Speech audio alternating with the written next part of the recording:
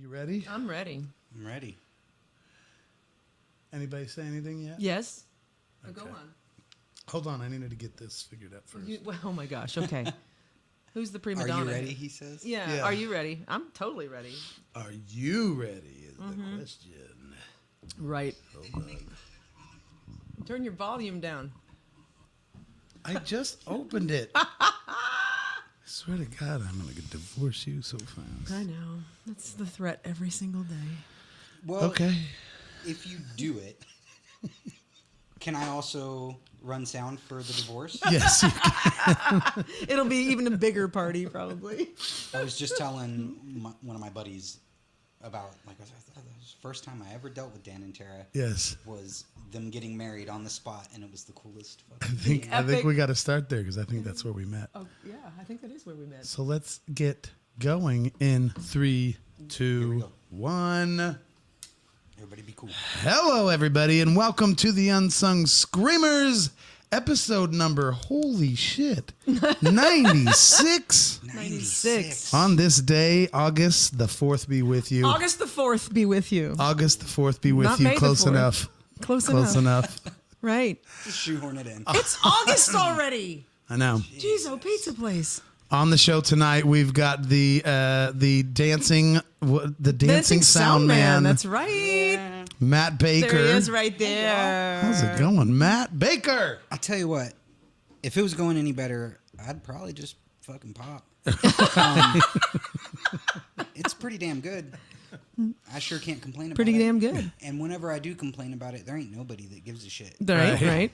So So one thing we're going to ask you to do for his dealing with the editing is pull that mic right up into your pull face. it right up here. Yeah, Maybe- you can. Oh, I can't you, scoot too. you can raise Well, it. you can bring it towards raise you. it and put it to your face. There we go. How's That way, that? otherwise he Check. has to just edit and. I ought to edit know how to work a and- mic. I was going to anyhow. say, what's up with you with the sound? It's just Yes, because I think that's a great place to start. I don't know if it was literally the first time I met you, but it was right around when we kind of first met. Well, yeah, I remember seeing you guys at Crave before that. Yeah. Like, doing shows here and there. yeah, maybe? doing. I mean, and just being And raising regulars. hell. Yeah, Yeah, and just right. just cutting up. Like we do. Right. We had done a Violet show, right? Or two. I Had we? don't know It was if we 18. had then, because I remember specifically Mark had to introduce us so that I could get with Dan on Right. like all the video stuff. That is and right. Things of that nature. Because I had done a show there before, but you weren't there yet. That's what Right. it was. Right, Yeah. Yeah. So Schween messages me and is like, "Hey, I've got this thing. I need you to get a hold of this guy and make sure it all goes really well." Right. And so Dan reached out to me and was like, "Oh, I'm getting married." And I was like, "Oh, well, cool, congrats." And he's Yeah. like, "No, like No. on the spot." Like, here's the thing. Here's the deal. And for those of you who don't know, it was a surprise wedding, surprise engagement. Yeah, so getting We've talked about it on the show with before. Matt was one of the biggest things, and yeah, I think it was the first time we met because I remember having a feeling of like I don't know this Matt guy, Yes. and I remember it all being like he's got one of the most important roles of the night, Right.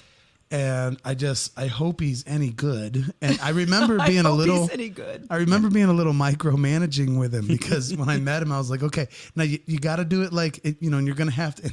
A couple Right. times he's like, I got this. We're good. I was like, and then there's going to be a spot where he's like, yeah, the video. And then there's this No, but he video. had a whole It was concept quite and a bit. plan, and it was a lot. Mm-hmm. But I was also like, I want to say I was only there for a couple months at that point. Mm-hmm. They had just brought me over from doing install stuff, and so had up to that point dealt with Teresa. Right. She was the boss lady, and Mark was always at Friends. Yeah. Almost never saw the guy, and then he gets a hold of me, and I'm like, Mark's getting a hold of me, and I got to take care of these people. And then it was Dan, and it was the coolest fucking thing. Oh my God. And it was really kind of flawless, really. There was, it's from a technical standpoint, there was a live band involved. Then there was another Shout band out that, Funhouse. yeah, Funhouse. Yeah, Funhouse. Funhouse was the band. Then there was a band that performed with tracks, which Yep. was Galactic Thrust. Yes. And there was that was video. dope. Yeah, that it was so cool. good.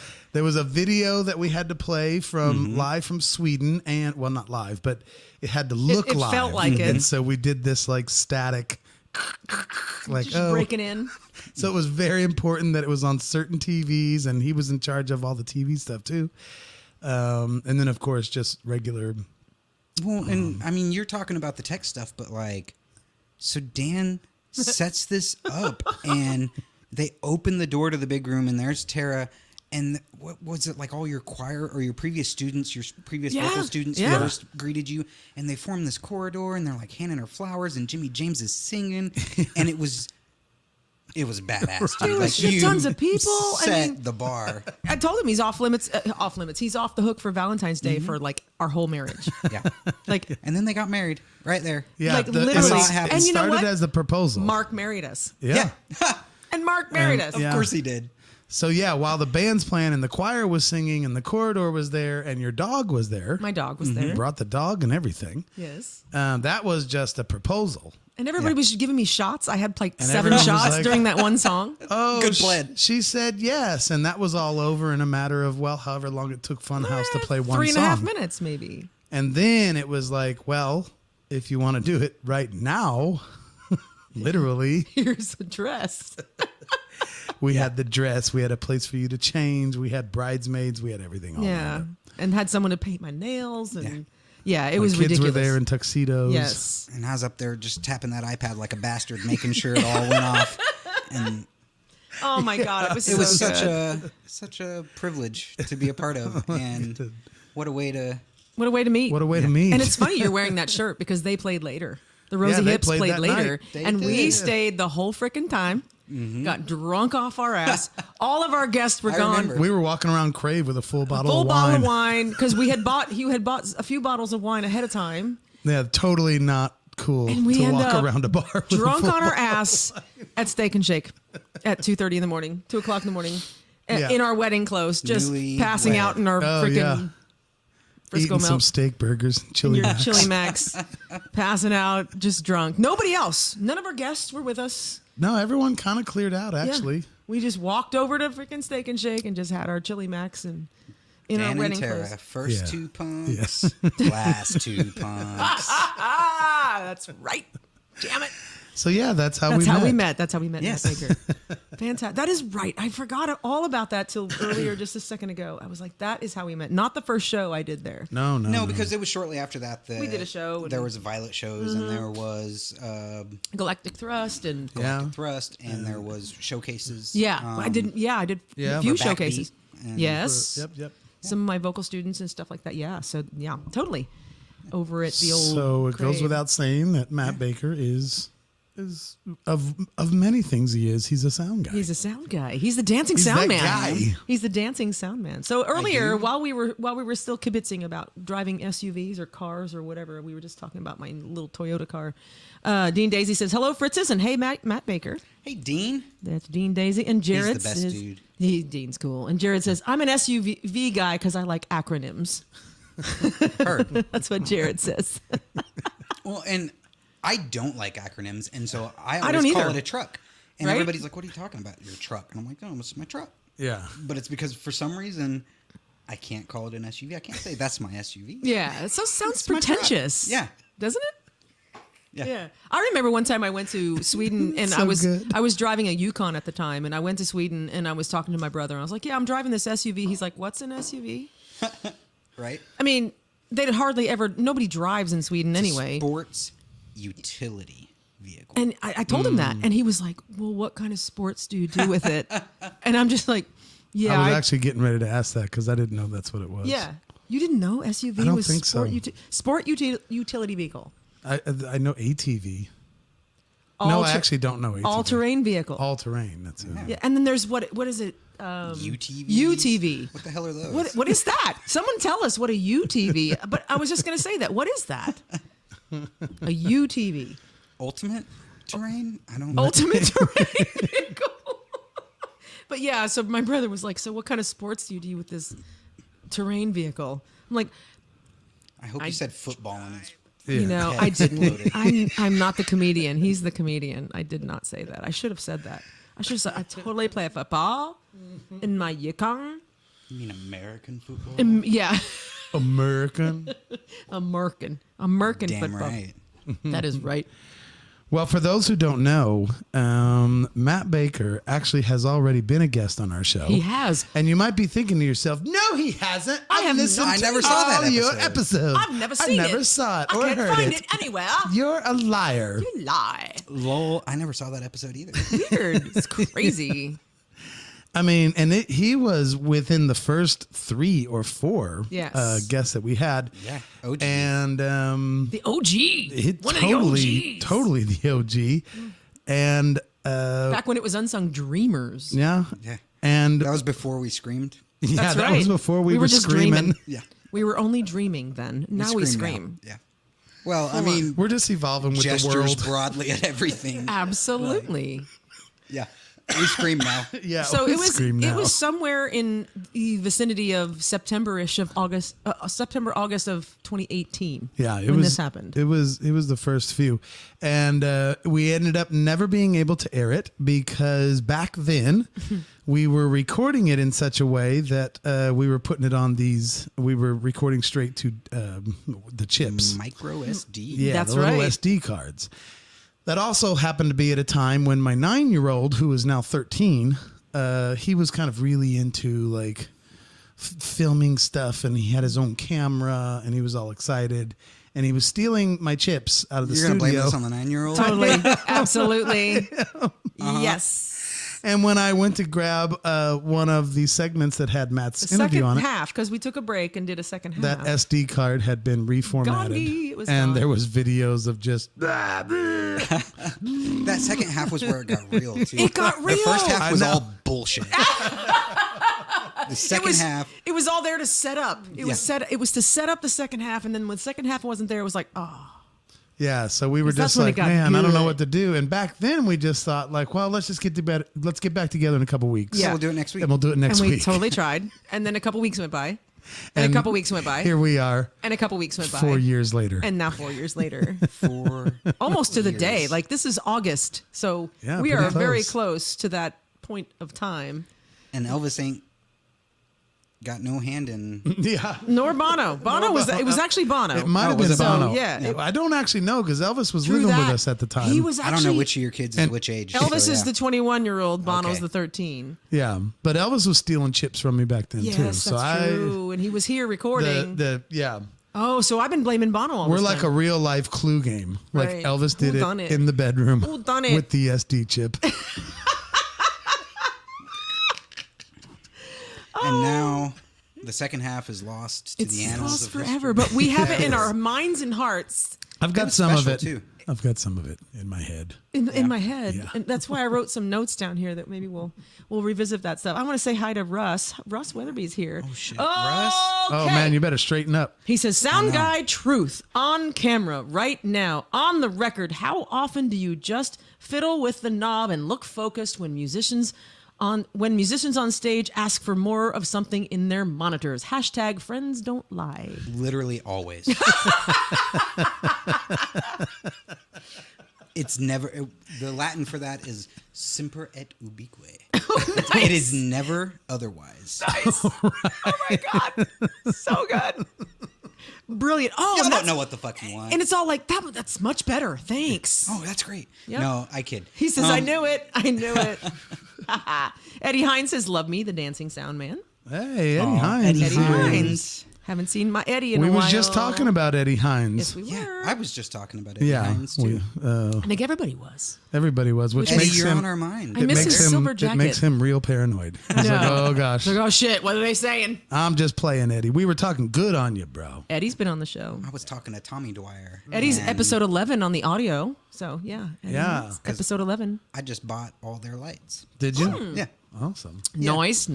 I a love bunch it. of great lights. I bought a couple of Tommy Dwyer microphones, They're in and they're the- badass. They're too. badass. Yeah, They sound crisp. The lights I bought are studio. badass Yeah, too. I bet. Nice. Yeah, nothing but the best. Robert Crook says, "Sup, Baker?" Ooh, Robert Crook Yeah, Mr. That dude. Photographer. is such a teddy bear. Yeah. Right. He's the sweetest dude. And whenever we got the new place, I was like, "Oh, hey, I need pallets." And Robert said, not only do I have pallets, I've got like these printing pallets that are just a solid top. Oh, wow. And so he hooked me up, and he like had to fight off the other people at wherever publishing house he works to give me these pallets because all these other people wanted these pallets. And so now I've got a straight floor that I can roll all my cases in the bottom of my shed that's all made out of pallets that Robert gave me. Nice. Killer. Him and Very Cheryl are the best. They are the best. They will be on They're going gonna to be show. on. August 25th. Yeah. August 20th. Don't get nervous, 25th. Robert. It's okay. It's coming. It's okay. Don't get nervous. You'll have See, Cheryl we've here. already got a good story about Robert. We I can tell know, that that's night. fan-freaking-tastic. I love it. Very cool. Pallets. And they are, like, being able to watch them go from where they were just, like, people that were interested in doing this into people that are, like, getting press passes at fucking Tedeschi trucks. Right? At Red Rocks. At What? Red Rocks. How cool is that? Oh, Yeah. God, I love seeing my people eat. I know. Like, it is the best thing.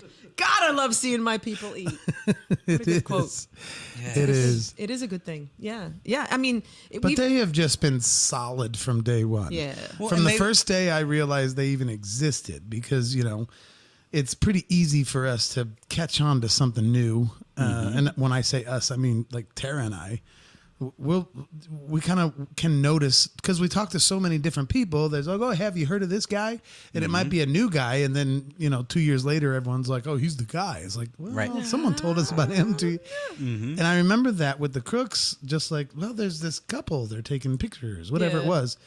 And it seemed fast that Bam. everyone in town knew who they were Yeah. because they do great work they and they're do good great people. work and they're just cool people. They were like they started out as just interested. I don't want to say hobbyist, but like maybe let's be real. Maybe they started out at the hobbyist level, but Right. they took it seriously. They were asking the right questions. They were doing the research. They were talking to folks and being like, hey, Connecting with the right people. how do I get better? How do I? Yeah, you yeah. know, and it shows. Yeah, Like, yeah. Their photographs are so good. And and they're just fun people.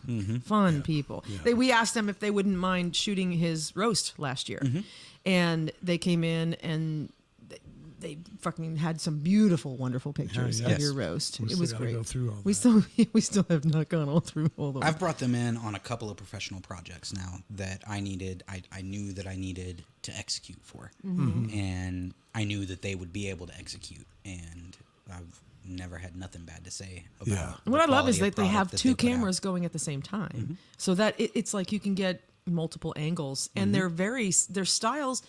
I would love to see a lineup of their photos because I don't think I could pick them apart and be Right. like, okay, who shot what? That Was would be it an Robert or interesting was it Cheryl? segment. Ooh, yeah. Here's a lineup of photos. Who took it? we might have to play that game when they come. That'd be a fun game, you guys. When they come on the show. It'd be a fun I'd be into game. it. They're both blushing right now, they say. Aw. Oh, I love you guys. We're both blushing. Blushing. Yeah. So, I mean, it would be fun to see, like, go shoot a show or whatever, whatever the thing is, and then put up your photos and, like, okay, who shot this? That'd be good stuff for your Facebook page and stuff. Every time I'm at a festival that they're at, like, fucking, they're bringing me food. They bring me drinks. Robert will bring me shots or whatever. Nice. Gummies, whatever Right. I need. They keep me hooked up, and so it's just so righteous. They're They're good peeps. the best. That's Yeah. right. We had Jacob on here, Jacob Ferguson, for a while. And that kid is he's remarkable, too. And I can see where the what does it say when doesn't fall far from, the apple doesn't fall apple far from the doesn't tree. fall far. He's a good kid, and he's a lot like his mama, apparently. And I can't wait to get to know them better on August 25th. So that'd be fucking cool as shit. So what have you been up to, Matt? Oh shit. The Just last a little bit 4 of this, years. A little bit of that. I've been trying really hard to not give a share of my value to some asshole. Nice. That's a good thing. After, like, I really feel like Mark and Teresa set the bar for how I should be treated. Mm-hmm. And I knew that after Crave went down, rest in peace, I wasn't going to be able to settle for less than the integrity that they afforded me. Right. And let's just touch on that for a second, because we want to, if anybody's watching that has no idea what you're talking about, Crave was a place here in town, and it was the Cartoons. old Used to be cartoons Cartoons. building Yes. that was here since the 80s. And Yes. Mark and Teresa took it over and called it Crave. Yes, they did. And then They they- figured that a rebranding was necessary because it had gotten to a point where, like, you got to do that math and say, is it going to be easier to recover with the existing branding or to create new branding? And so a lot of the Because old cartoons heads was messy. Yeah, It a was lot of the messy, old heads but it are was nostalgic. Still, they're cartoons people. Yeah, and yeah. It'll never be anything other than cartoons, and I get it. But I was brought in by them under the new brand and under the new vision, and it was a hell of a vision. Yeah. And they did a lot of good there. Yeah. I mean, just like after it burnt, dude, they kept me on payroll for like 6 So months. that's what I wanted Yeah. to touch on, is it burnt down. They had a major kitchen fire over the 4th of July. What year was that? That was, was that 19? 2019? 2019, Yes. 4th of July weekend. Major kitchen fire. Just they tried to think about rebuilding, but it just wasn't going to happen. It boiled down to, like, they're not developers. Yeah. You know what I mean? Like, they can run a venue. They can run the hell out of it and make it make money, but it didn't make sense for them to invest in a property that they were going to be upside down on right out of the gate. Right. Because, again, they're not developers. They're not playing that long game. And so it made way more sense for them to just sell it as an empty parking lot and move on. And I think a lot of people publicly didn't understand that when cartoons was there, or original, we're talking 30, 40 years ago or whatever it was. I think it was 83 or something. I don't When- remember. Dude, it's got like a 40-year legacy. Yeah, Yeah, it's yeah. a lot. It breaks my heart. When it Yeah. by the when it got to a point too. of them possibly rebuilding, all of a sudden the city was involved as well. Oh, yeah. Yes. And said, well, now you're not allowed to live under the old cartoons grandfather clauses No, because they had grandfathered in on all that janky electrical work. and the janky parking lot. Parking And lot? they owned like 13 of the spaces. Right. And for that capacity, the city said we needed to own like 100-something Right. spaces. Yeah, yeah. And so we talked to, what was it, the The- APO and... Was it a whoever- pharmacy or Grove or Yeah. something? And nobody next would door? sell us any parking spaces. And the problem was the big room actually had a firewall. And so the big room stayed largely intact. It just had a ton of smoke damage. Yes. But the bathrooms Yeah. were burnt. Yeah. And the kitchen was burnt. Like beyond repair. The kitchen Right. was And so horrendous. We walked through. because We walked through, yeah. I know. Yeah. It was fucking terrible. Yeah. Because of that, in order to get the big room back open, we would have had to build new bathrooms. Absolutely. Even if it was no kitchen, just reopen the big room. From scratch. From scratch, we would have had to build new bathrooms. Suddenly, we're new construction. Mm-hmm. And we no longer have that grandfather immunity for all of that electrical stuff. Right. So literally it got to the point where, like, in order to have the big room stay open, we would have had to knock it down and Right. rebuild Right. it Right. completely from the ground up. Right. And so it didn't make any sense for them to do that. And there's some of those details I think is important to bring up, because I can tell you, I mean, if you want to just talk about it, there's tons of people who are just like, you know, these Oh, of course. conspiracy. Oh, he burnt it down. He burned and it down himself. just to get Dude, the insurance money and all this. And why wouldn't they rebuild it? And it's like, you were much more engaged than we were, but even just the little bit that we got involved, it was like, yeah, there was red tape that was a mile long. mile long. And it's on trying to completely- rebuild. It's completely nonsensical on a couple of different fronts. So that was July 4th weekend of 2019, right? That was the first summer since the rebranding. In fact, that was the first summer for a long time where we didn't lose our asses to the lake. Mm-hmm. We held our own. We hit our nut every single night that entire summer. Yeah. The kitchen was paying all the bills. Wow. Dude, Mary had that fucking kitchen Oh, Mary so was kicking dialed. ass. Yes. Yeah. The kitchen Yes. was paying all the bills, everything we got from We went there the a door lot for went lunch. to, you know, like we more or less did straight door deals with some guarantees, but like the door all went to the bands. Mm-hmm. The kitchen paid the bills. We sold enough booze to make it worth it. But like that summer was the first summer that the lake didn't kick our ass. And if you've been doing music in Springfield for any amount of time, you know the lake kicks your ass. Yes. So In you summer. can't compete. You can't. Yes. You can't compete with the lake in the summer. All the business goes down there. Yep. But that summer, we held our own. We hit our nut every single day. Like we were doing it, dude. Right. It doesn't make any sense that they would have walked away No. from and considering the amount of money they put in to turn that brand around, like it doesn't make any sense for them. Sure. The amount that they got out of it is far less than what they put into it. Yeah. You know, and they have a real love for the scene. Oh yeah. Sure. I mean, they have friends. They've had friends for years. But and I just Friends think some of Karaoke that, Bar. in addition to all that, there's just so many people. Of course, we've learned in the last 5, 6, 7 years that people love to just scream out of ignorance when they don't know at all what they're talking about. Yeah. I've probably been guilty of it a few times. Maybe. But there was just so much city stuff that had to do with why it was almost And impossible. insurance. He would have had to put basically, according to what I was told by him, they would have basically had to put a parking garage above the building in order to supply. reopen. In order to satisfy the city, it just It didn't and it make doesn't sense. make any sense Like for them. Crave with like 3 stories of parking Could you above it. imagine? I would have loved it back in the back, like Yeah. behind it. Yeah. Knock down those Or trees. down- Just put the club in the Down in the basement. ground. Right. That's it. Yeah. Right. Yeah. It's just a parking garage. Oh, but the club is It downstairs. would have had to been something weird like that because it feels like the that building was pretty janky. I mean, and that's what we all loved. It was about hodgepodge, but it was That's, so good. That's what we loved about Dude, it it. had so much character. Yes, Yeah. yes. And that, like, I've been in other rooms, and you know they happen to own another room now that is the opposite of that on the spectrum, where it is completely up to code. It's Yeah. clean and up OSHA to would code and give the sign off Right? on the riff any day of the week, and it's got a fantastic system. Yes. the sound system's the best oh in my town. God. It's the best in town. Ooh, it's unreal. And even that room, like, it doesn't have that same character. You could just feel it. Right, Dude. right, There's right. 40 years I know. of music history just oozing out of Yeah. that There was place. so much janky sin. wiring and all. There's Like, so much sin in that building. There was Oh so my much God. sin in the big room. just you two alone. You met the quota.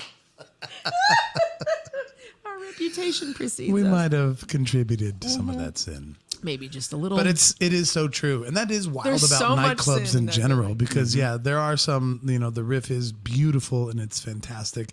I've also been to other venues like that are just like so great and clean, Everything's there. but they haven't been yucked up with the But they sin just yet. need 40 years worth 40 years of of sin. debauchery. Right? Yes, horrible decisions. Yeah, Nice. they just need to be debauched It's for too 40 clean straight right now. years. Yeah. Too They need clean. cocaine residue somewhere. Right? Every fader. Oh my God. They need cocaine. There's so many quotes happening right now. Holy shit. How many mixing boards have been cleaned of Oh cocaine? my God. I can think of one other room, to me anyways, that has that same sort of cachet. And it's Lindbergh's. Lindbergh's, yeah. That room just fucking oozes Yes. character. Oozes It's- character and history, yeah. And they've got that, like, what is it, like, I don't know, 200-year-old bar that Yeah. runs One a of the giant oldest. resonator. And if you know how to tune the frequencies just right to get The that tin bar roof doesn't vibrating, matter. The tin ceiling fuck doesn't the tin matter. roof. If I can make that bar start Nice. push back against me, Yes. like, because, dude, you talk to any guitarist, You're fine. talk to any guitarist and they're going to tell you about tone wood. Drummers are going to tell you about tone wood. The molecular bonds of that wood, as they loosen and age, they vibrate more freely. Mm-hmm. And that bar is just a gigantic 1,000-pound, I don't know, it's probably multi-1,000 pounds, I Right. don't even know. But it's a lot of pounds Yeah. of tone wood Yeah. that's set there for hundreds of years. And if you Spongy can wood. hit that Yeah, yeah. right frequency, the mix becomes the most lush and gorgeous thing. Is that why the Rainmakers always sound so good there? I'm sure. Because they're Potentially, coming. They're yeah. coming back, by the way. They're coming be a fun back. one. But we were I'm there so one glad time. there's fucking live music happening in Lindbergh's. Oh, again. Yeah, totally. yeah, That yeah. place is so freaking cool. We went. Did we go to the Rainmakers? Or was that when I was? I've been there. I don't know Yeah, if you've so been I think there. we went there one time when the Rainmakers were, but they're coming back. I don't remember the date, but for some reason I've played there a few times and I never could get the sound that I liked on stage or out front or whatever. And whoever, I don't want to say who the sound person was because I actually don't remember his name. That room's a bitch.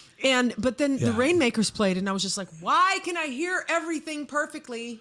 They brought some shit in. Well, they brought some shit, So- but they also had their guy Yeah, sure. that had this maybe. Their I guy's cut important. my teeth. I cut my teeth at Lindbergh's mixing, sitting with Justin Walker a lot, who was there for a brief period of time, and he was like, dude, that dude was like, when you watch a lead guitarist play and he's all over the place and doing the whammy bar and the fucking like Tom Morello style switching and stuff, like that was Justin Walker on a mixing board.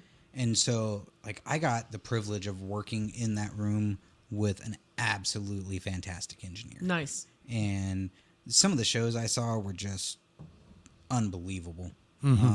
Is Justin the guy with the black hair? No, he have black I hair? think it was brown hair. Okay, different I guy. don't know. It Different might guy. be. It's obviously he's colored. out of town dyed, now. He dyed left black a couple hair. years ago. Him and Sabrina Lynn Dietz were together, and Oh, they okay, split different guy. and went down to like Georgia or some shit. And now I think they're in Arizona. Anyways, Miss Sabrina. Sabrina was great too. She's a good talent. Yeah. I sang with her one time at Lindbergh's. She Yeah. got up with me in Violet and did some harmonies. The only time I ever sang with her. Yep. I would have loved to have seen that. It was. I have a picture somewhere, but there's no video. But it's just she. I don't remember what song it was, but we're just using one mic, and she was. Oh, she's just an incredible talent. I think she had her butterfly wings on. I'm not sure. So one thing I was wanting to get into a little bit is like, let's see, how do I say it?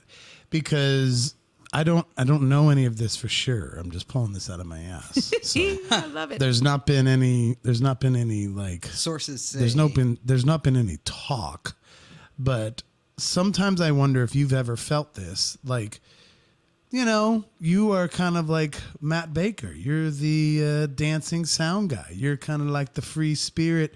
You're kind of like the hippie that has like, you know, opinions about things, and you express your opinions and things like that. And sometimes, you know, I wonder how many people just kind of don't understand how much depth is behind where you are on certain subjects. And of course, I'm not going to belittle it by calling it a right or a left or things like that. I'm not even talking politically. I'm just saying kind of some of these thoughts and things you've expressed, we've all seen you express online. You're not just a little simple hippie, like, oh, throw stuff out to get attention. You have a pretty that's why I read a text before we even started the show. Somebody messaged me like, this is going to be good because his life is interesting. I don't know how many people know it.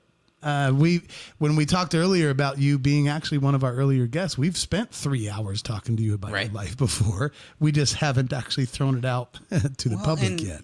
You know, I exist as an open book, obviously. I'm compelled to share every goddamn thing. I'm not sure why, but I am. And so I like to think that like a lot of these people, they know these things because I've written about these things, but then it's also like there's so much chaff out there, and fucking TLDR. Who's going to read all the 90 paragraphs of some bullshit that I post? Because I get it. Like, there's a lot of them that I'm just like, well, I'm going to scroll on. Yeah. But yeah, I like to think that it comes from a place of experience. Yeah. But you know why I even presented it that way, because I think it feels like in the last few years, there are people who will get on similar 4-page or 4-paragraph rants, and they're total shit. There's no depth to it at all. Like they don't know what they're talking. I don't care. I'm not even dealing with whether we're talking about sides. I'm just saying it's amazing how somebody will just mouth vomit and they have nothing to back it up. And I've seen it, you know, that we've all seen it. And I would hate for somebody to just automatically compare your thoughts and rants to the ones I'm talking about. Right. Because that is not where you're coming from. Does that... Yes. No, am I presenting it weird? I appreciate that. And because we do live in this like super divisive and hyper polar society. Yeah. We all exist in our echo chambers. And of course I got people gassing me up and saying, oh yeah. But in reality, like, dude, I'm cognizant of the fact that there's some people out there who probably are like shut the fuck up. Man. Right, right. Like, I get that, and in some cases it might even be warranted. But yeah, I would hate for them to just completely say, "Oh, it's this fucking pinko commie Right. bullshit." Right. He doesn't love America. Right. Because like it's coming from a place of exactly the opposite of that. Right. Like, I love this country so much, and I love what we stand for so much that I'm willing to fight for it. I'm willing to, at the very least, try to make an effort to project my ideals. Consequences be damned. Yeah. Right. Because I'm sure that, let's think about what I do is when I'm not running sound, I am usually installing audio video in a bunch of churches in the Bible Belt. Which is very interesting.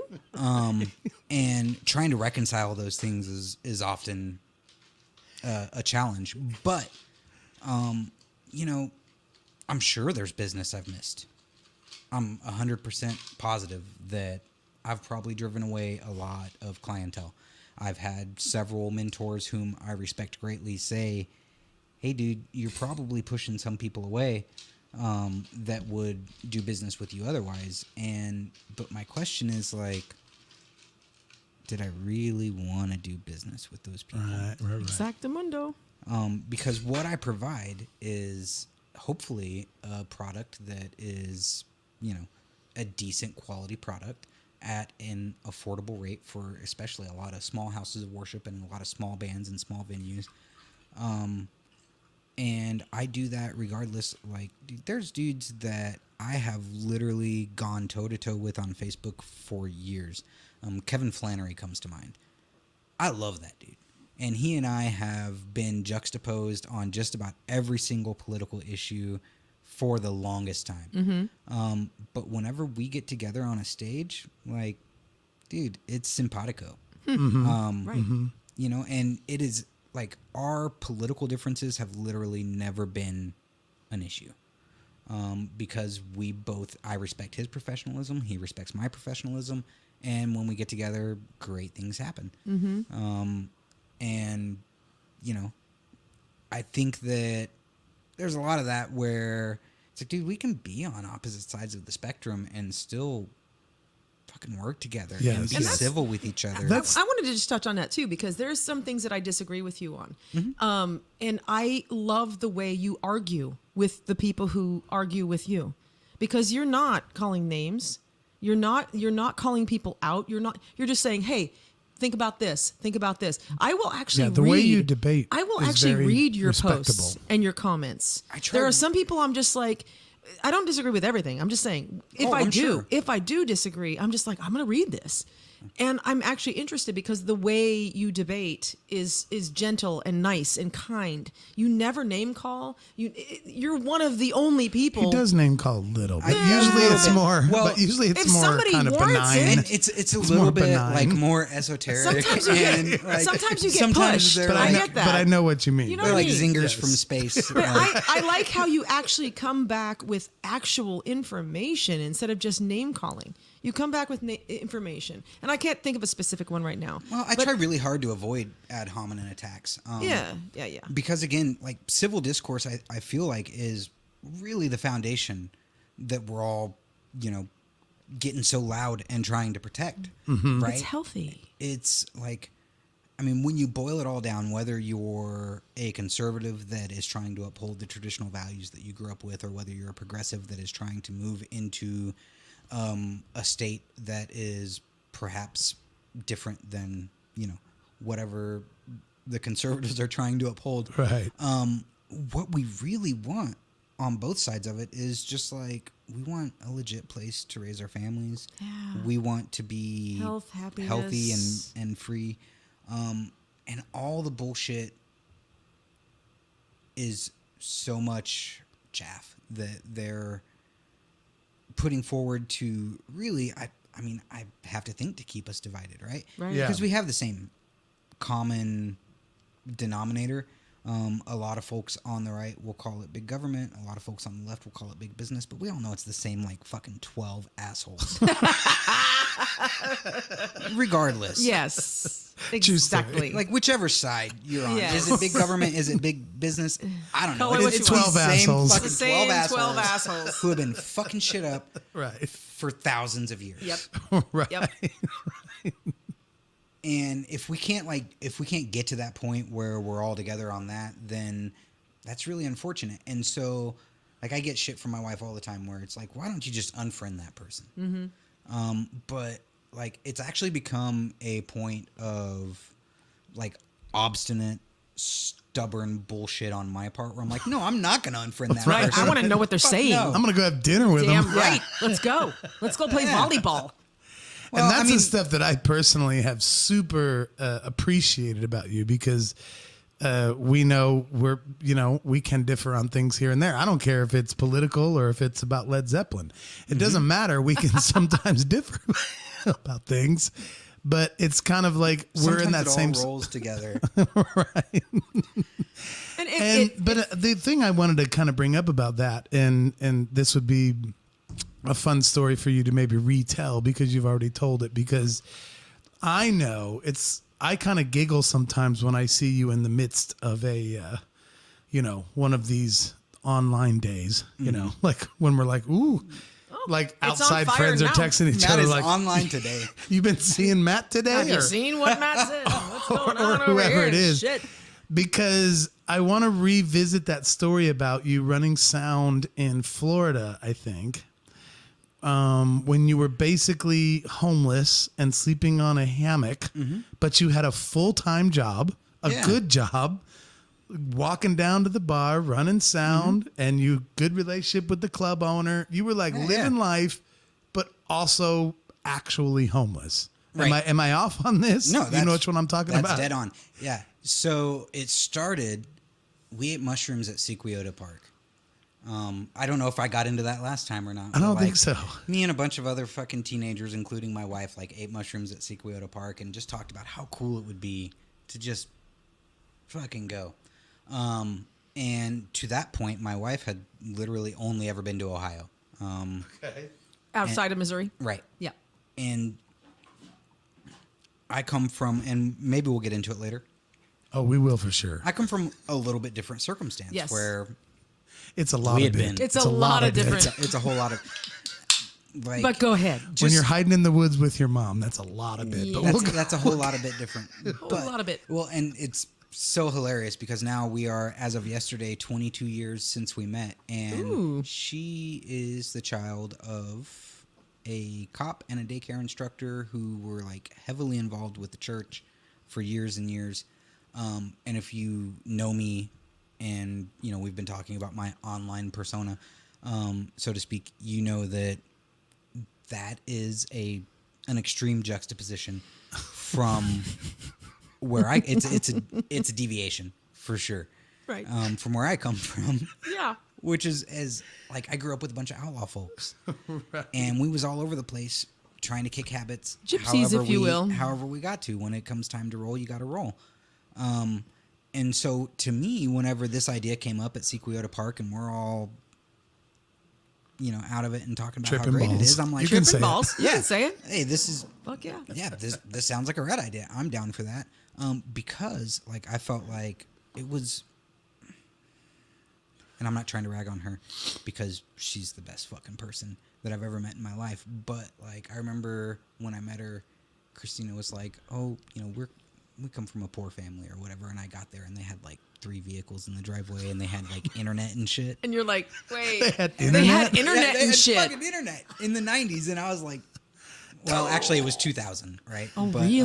Wow. yeah, 22 years ago, so it was 2000. Jesus. And I was like, oh, okay. Like, there's a whole different level This whole different level of poor. of poverty that exists. With all due respect, babe. Love you, honey. Bye. And so, I felt like, okay, this will be a great opportunity for her to, like, find out about the world at large and to also find out that, like, being broke ain't the worst thing that can happen to you. Right, right.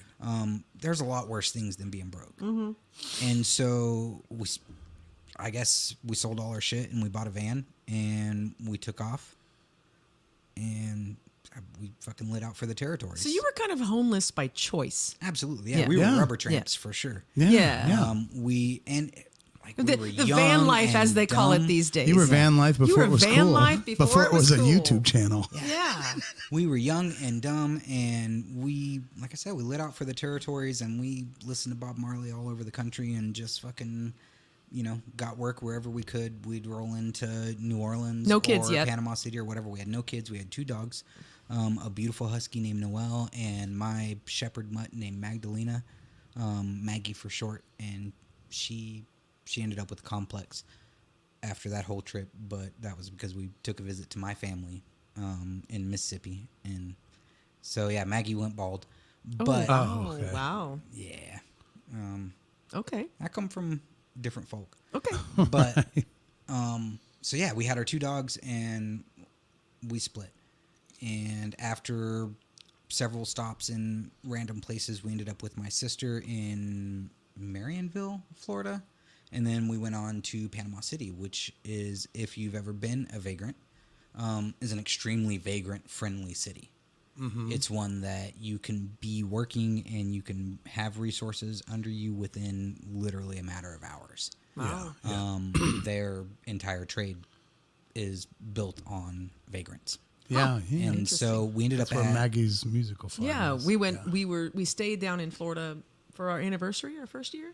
something like that. Maggie's musical farm. She's like 20 miles from Panama City. City. Go Anyway, ahead. and we went to Panama City to Yeah. enjoy the scenery. And so, yeah, we ended up at this state park down at the very end of the strip. And, I mean, it was literally, like, on the ocean. And there was some local organization that was paying for us to be there because, we were fucking vagabonds. Right. And so after the first day, though, like, Christina got a job at Burger King. And I got a job at this place called Emerald City that was an amusement park. And I was at the very bottom of a 3-story go-kart spiral. And my job was to straighten out all these fucking kids who smashed into the wall at the bottom of this 3-story 'Cause they would. spiral. Oh, every single one of them And this did. started at Sequioto Park. Yes. And now you're And so now- untangling go-karts. Yeah, so now I'm untangling all these kids and getting smashed. Oh, Like, yeah. absolutely just getting smashed. And so the first day just absolutely kicked my ass at Emerald City. And at the end of the day, I'm walking down the strip to find Christina at Burger King. And I passed this fucking karaoke joint, and their speakers sounded like shit. Oh, that was awful. Sorry Just about like that. Yeah. That's what they sounded like. Yeah, their speakers sounded bad. And so I just dropped in and was like, hey, like, I think I can probably fix that. And the polarity was reversed on their cabinet. And so I opened up their box and, rewired their speaker cabinet, and it sounded way better. Right. And they were like, oh, do you need a job? Because we don't have a KJ, and we're a karaoke bar. And it's like, oh, okay. Sure. Yeah, this is way better than fucking pulling kids out Untangling of Pulling the kids out of the spiral. and getting ran over all day. Right. And so, yeah, I spent the next, several months just hosting karaoke on the beach, making fun of drunk tourists. Oh my God, that sounds awesome. While poor Christina busted her ass at Burger King. And that's been endemic of how our whole lives have gone. Is Right. I just get to do all this cool shit, and she bust her ass at some fucking sandwich shop. But at the end of the day, you still just went back to the van, and it was just it was kind of like a version of your best life at that time. Yeah. I'm assuming. I'm sure it was wild, but you chose to do it. Yeah, absolutely. And it was all about the adventure and just the unknown. And speaking of like the cans. Yeah, That's like what I speaking want to of talk the about. unknown, we Hurricane Ike. So this would have been 2004. I can't remember. They all began to run together at some point. But Hurricane Ike came through, and we were in the Panhandle in a 1982 Ford Econoline that we had modified to have cabinets and shit. So Yeah. our whole that was our rig With 2 dogs. But 2 dogs. of course, we're 19. And so at the time, I didn't fucking weatherize those screws when I mounted cabinets. Right. Right. And so the hurricane comes through, and our entire van gets absolutely flooded. Oh no. All of our canned goods are in a 3-tier Rubbermaid shelf unit all of them are completely full to the brim with water. And so we had like probably 3 weeks worth of canned goods that just all the labels floated off. Were you guys in the van when the hurricane hit? Yeah, we were. Oh my God. Yeah, we So wrote it out. water's coming in Us and the dogs in the water while you're in it. Yeah, Jesus. great fun. Oh my God. Yeah, I wouldn't call it great fun. no, I was high off my tits. It was great. No, it was great. Yeah. It got a little bit scary, Right. but for the most part, like, But you were still in the mindset of, fuck it. this is what we're doing. We're So, young yeah. and indestructible. Right. Yeah. You know? Who among us hasn't been completely made of metal at that age? Absolutely. Right. Right. But, so yeah, all the labels fall off the cans, and for the next, like, 2 months, is it peas? Is it peaches? Is it green beans? We don't know. Just crack it open Okay. and find out. What's for dinner tonight? Today is peaches. Peaches. Woo! Oh, yes. I love it. Peach Day was the best day. We talked about this. Dan and I talked about this one time. We were camping one time, and maybe it was Bonnaroo when we went to Bonnaroo. We've told this story to each other. We've told this story for the last 4 years but it's since he told it to us. It's like, let's take all the labels off our cans. Yeah. Let's just do it. There was just be in the something moment. so fun about that so story. cool. Like, Ooh, are we having chili? Or is it soup? Or is it peaches? it's like, well, I'm not in the mood for this. No, It's no, like, no. you This is crack what it you're getting. open. This is what we're what you're getting. damn This is getting. what we got. I love that. Yeah. Such a great story. And so your van survived, even though you had to do. How'd you dry it out? Did you just open the No, van? we just opened the doors. Right. and Yeah. Whatever. Yeah. Fan it. squeegee it out. Yeah. Squeegee. Fan. Did you have carpet everywhere? Yeah. Yeah. Yeah. It was gross. I mean, it I'm sure it smelled smelled for a while. great. Had that mildew smell for a little You got while. a wet but van. It was me. It was a couple and of wet hippies and a dogs. couple of dogs living in Right. the van. Smelled it didn't great. smell good in the first place. Right. It didn't smell good in the first place. But all the while, Could you you're like, imagine? Could you imagine being an outsider and smelling that van? God, how terrible that must have been. careful doing mushrooms, kids. Right. Yeah. You don't know where it's You'll end up in never Florida know. living in a van during a hurricane. It was Tolkien that said, like, stepping out the door is dangerous business, right? That's You right. never know. You never know. You never know where the road may lead. Just want to jump over here. So that story, I'm so glad you told it because that was one of my favorites from when we first talked. And I love that. And it's actually one of my favorites, It's too. actually a really good It's good. lesson to think about. that. And I was trying to make a relatively serious point that all the while this was happening, they're both holding down full-time jobs, full-time jobs, getting paid. I Right. mean, just, having 2 dogs. not expecting the government or the 12 assholes to pay them. They were actually making their own way and choosing it and loving life with their Right. dogs. And I just, for that to be something that you experienced at all, whether it was 6 months or 6 years, puts you in a place now where when you have thoughts, I listen. Whether I agree Yeah. with you or not, I listen Gives because you some I'm like, grit. Aw. he's not just fucking pulling shit out of his ass. He didn't go read an article. Right? You know, The I love internet when said. I love when people read an is article. what the internet listen, said. they know I read John Steinbeck. Like, So C.S. Lewis said, everything. So there's a lot of that I don't know if a lot of people generally know about you. And I don't know. And I think it made a difference to me when we first talked in that first interview that got lost. for sure. The Lost Chronicles. right? Lost unsung dreamers. Fucking Fucking Bono. Necronomicon, yeah. Bonocron, whatever. I just want to what jump. was the- I just want to the jump over real quick. Dead And Sea Scrolls, so- the Apocrypha. Yeah. This is now among the annals of all the great lost that's media right. That's right. throughout history. That is right. Stephanie Cagel's here, Dan, our good friend Yay. Stephanie. She says Florida is the best. She lives in Florida. The hell it is. It's sweaty. It's so sweaty. Mosquitoes. It's a bit sweaty Dude, and skeetery. I saw 2 mosquitoes carrying off a cow. And I heard one of the motherfuckers say to the other dude, "Hey, we can't go through the forest because the big ones are going to take this cow from us if we go through the forest." I believe it. That's Florida. We drove a flat-faced 1963 or 4 GMC bus through Florida when we were on tour. Yeah. And that's when I learned what love bugs are. Yeah. Dude, the love bugs. So what is a love bug?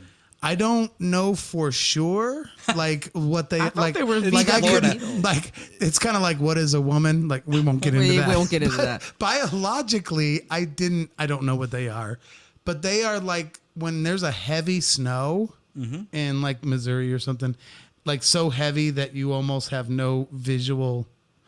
You know, like when snow can be so big of flakes. It's called a blizzard. Okay, blizzard, but Maybe. I don't know. there's these. I'll take it. There's these things in Florida called love bugs. Okay. That if Stephanie, you, back us up here. she will. If you She go, says the true story. They are crazy big. They will kill they're your car. crazy big, and they're like 50% or more of them are actually fucking while they're flying. That's why they're called So love they're bugs. love bugs. So it's usually two bugs connected, and we're driving down, and they're hitting the windshield just like a heavy Hailstorm. Like a hailstorm. Not hail, but like they're light. They're bugs. Okay. They're like flying They're bugs. not like June bugs with that heavy case. No, that they I'm carry saying with them. that's why I'm comparing it to snow instead of rain. They're just very light, but they're just hitting your windshield, and it's you got to like put the this. wipers on just to see where you're going, and it's all just these bugs. Is that flies the ones that Sean, not that are Sean, but that stretch licked off the front of the Yeah. bus. Yes, love bugs. I'm How a do they dare. taste? I didn't taste them. Stretch did. So it's just like this velvet kamikaze of hedonism. It is. It is. That's what I'm talking about. Yes. Right. All right, I'm Three coming out around of- on Florida. 3 out of 4 of them that hit your windshield are fucking. They're Nice. connected Hey. at the, Everybody goes at to the Florida. ass. Right. Fucking solidarity. Absolutely. Why not? Why not live Get it. life? I'm just I going think to that's back why up they a call little them bit the love because we've had bugs. a few comments come in while we were talking these amazing stories. And Robert Crook says, I love Matt's ability to intelligently debate a given subject. I have learned some things from him that have helped change my heart on a few issues. And that's what I was Who's saying. that? Who's that? Robert That's Crook. Robert Cook. Yeah. And that's what I makes agree. it all worth it. And that's the thing. Yeah. But also Robert and Cheryl and people like most of the people who watch this show are open-minded like that and are willing Right. to listen, no matter what their views are, whatever my views Well, are. as soon as you start name calling and just I'm out. making like a big idea, even if you're making a great point, I'm fucking out. Yeah. I can't Don't be deal mean. with that aggressive on whatever polarized what side. side. I mean, That's when I'm just kind of out. But Yeah. when somebody's kind of like, no, like listen to why I'm saying what I'm saying, blah, blah, blah, what you're actually great at. I don't have any issues with stuff like that. I don't know. I feel like I'm getting better at it. Like I haven't always been No, we haven't. great Yeah. Mature. about it. Yeah. But I'm trying and I'm making an effort. I feel that And- way too. Yeah. Yeah. 4 Well, years ago, I'm dude, not the man I am today. A lot of people understand that you're just kind of ribbing people about Led Zeppelin. Anyway, I was just talking about how, like, you know, the kids, they don't get it. Me and a buddy were talking about how, you know, the great technological changes that have occurred in the past 20 years. Yeah. And how the kids these days are just, they won't be able to grasp the sort of like technological shifts that have happened because we're getting to that like exponential snowball rate where Yeah, we're already the there. amount of technology that we have is literally like doubling and doubling and doubling and as the time reduces, but like also culturally, right? Yeah. Because like we all didn't have social media, yeah. and look at where we've come in the past fucking, I don't know, 12 years or so. Right. Roughly 12, 16 years, something like that, where we have become connected as a society in ways that were literally unimaginable Yes. Yeah. prior to. And we're just figuring it out, man. Yeah. Yeah. Like, yeah, shit gets kind of heated sometimes, and we all say shit we shouldn't, but it's because we're new at this. Yes. Yes. Right. And but the Right? kids, Yeah. they're growing up with it. The kids are growing up with So it, they're and like, some "Why of is it us so older weird?" people are just we're new to it. You know, And I love driving my 13-year-old particularly. I love driving him nuts because I'll use all of the whatever the words are that are kind of big right now. Like, Oh, slay. yeah, yeah, bussin'. Spill the tea. Bussin'. Arson probably just fucking No lost cap. their Gee. mind. No cap. No, for real, for real. But I'll use them all wrong. I'll Oh use yeah, them all absolutely. wrong. Yeah, yeah. I use them as ratchet as fuck. I'll just be like, man, this pizza is no cap. And he's like, oh, Oh my God, Dad, stop. But he'll try to teach you. It's super sometimes fun. he actually, I do kind of want to know. And that's the point of what we're talking about is that there is an element of it that is actually very new and just all these kind of things. But then there's another element of like when we wished our parents and grandparents understood how awesome Pac-Man was. Right. So there's some of that too. Dude, check this out. Like my kid renamed themselves. And like whenever I remember going to school for a parent teacher conference and their teacher, without any prompting from us whatsoever, referred to them as arson. Despite my hesitancy to, like, the anarchist in me says, hey, maybe you shouldn't pick a handle that's going to get you put on an FBI watch list. But despite my reticence about that, like, dude, how fucking cool is that? I would have never had the balls as a teenager to insist that my teacher call me by some badass fucking nickname. Right. Like, how cool is that, though? Like, where, I mean, they're hip to something that is on an entirely new level. Yes. And that acceptance is actually really cool. I'm so here for it. Right. Hell yeah. My Right. brother and I went through a phase, we were very young, of calling our parents by their first names. And in the 70s, my parents were not stoners, but they were hippies in a way. But they were not stoners because they have the same blood as me and we can't handle that shit. They fall asleep, no fun. Anyway, but we went through this phase of actually calling them by their first name. And we did it. Brad and Janet. Right. It's totally, it's like, hey, Linda, when is dinner done? Hey, Phil, welcome home. How was your work day? Just to fuck with And him. I swear my brother and I were maybe 9 and 11. We hated it. We hated it. Right. We thought it was super cool. We're living in California. We thought it was just the coolest thing in the world. All these other fucking You people. hated it. Why'd you do it? What are you talking about? We were Because it was edgy. because it was edgy and cool, and that's what the late 70s were about, was being edgy and cool and different, and our friends were doing it. It's like, The point is, each generation has gone through this phase. yes, where, and the whole point of that is that we as children were like, nah, it's mom and dad. Right. We chose, which I appreciate the way you're allowing them to change their name, and it's like, go ahead, do it. Be free, be you. I thought I gave him a really cool name. I still love the name. I love that name. Yes. Yes. We were just talking about that earlier. However,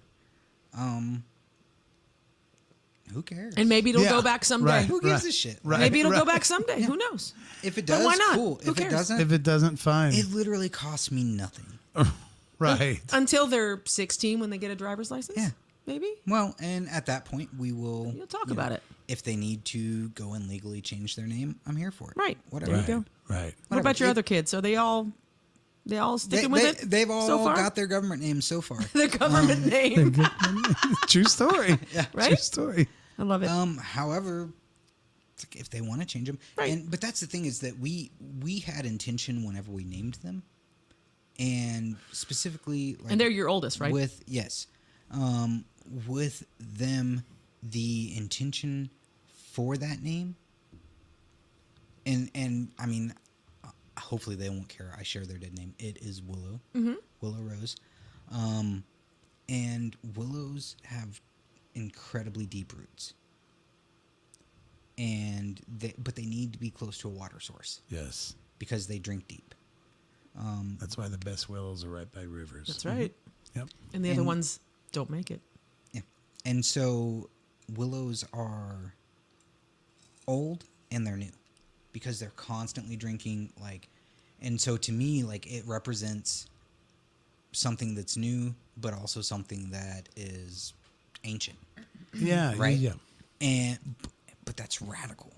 Yeah. That's radical to me, right? And so whenever they decide to choose their own handle and choose their own mode of existence, fuck yeah, that's radical. I saw this coming. That's the name. That's what I did. Right. Like, hell yeah. No, yes, absolutely. Yeah. love it. Absolutely. And I think it's, just to try to make a stupid comparison, but it's also somewhat relevant. When 14-year-olds were screaming and crying and fainting when the Beatles showed up, and their parents, who were our age, were like, rolling their eyes, whatever. I don't get it. why aren't they listening to Fucking Perry Como. right. Big It's band. kind of similar to the same thing. Have you seen the meme or the, I don't know who posted it, or it might have just been one of those feeds thing for me, but where all the candles, it's all candles, and they're leading a light bulb head. All their heads are candles, Okay. but they're leading a light bulb to the gallows. They're going to, well, not gallows, but they're going to hang him. Like, That's the gallows. Explaining memes Isn't gallows- is the most It's- boomer thing, it's and so I fucking not. love it. I love it. Yes, boomers unite. Yes. Right? Right? Explaining okay, memes. correct. I wish I had it. Is the gallows when you chop your head off? No, the gallows is the hangman. Is The the gallows is when they hang you. Okay, Guillotine okay. is when they Trapdoor So chop they're shit. you. leading a light bulb head to the gallows, and it's Guillotine all candle is the head head. chop off. Guillotine. Okay, That's the chopping. it's all candle head. It's only a guillotine if it's from the guillotine region of France. Oh, thank you. Otherwise, it's just It's just a head sparkling, chopper. choppy. It's just choppy. Yep. Okay, go on with your meme explanation. That was it. I'm just saying, it's that thing where like when somebody is kind of like, Oh, I see what you're saying. bringing in new ideas that might Yeah, actually yeah. be the, It's like, the better no! the better idea. We can't do that. All the candle heads are gonna hang the light bulb head Right, I because got you. he's just a fucking rebel. And so sometimes I think You're what gonna all ruin of society. our kids are going through right now with their pronouns or they're changing their names or whatever else. There is a Or little just dealing bit with of it. social media. There is of course, as an old school 50-year-old boomer, I'm just kind of like, fuck, I'm so funny because we're not. I'm confused. of course, I'm not to an extent, but then I do have a little bit of that. Why is my kid Beatlemania? Right. Maybe the Beatles are awesome. But also, like, I just went into all kinds of crazy. So thoughts many right there. things. But anyway, yes. Go so ahead. we talked about how, and of course it gets scary for people where they're like, oh, now I've got to like change pronouns, and what if my kid changes their name and blah blah blah. It's been a relatively easy transition.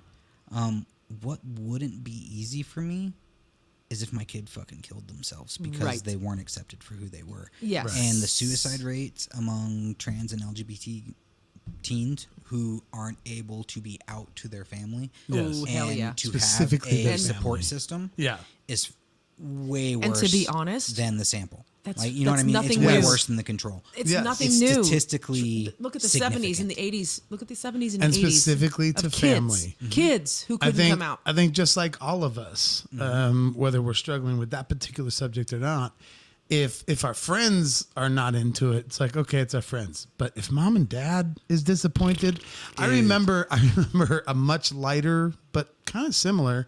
I had a friend who was the son of a Baptist preacher.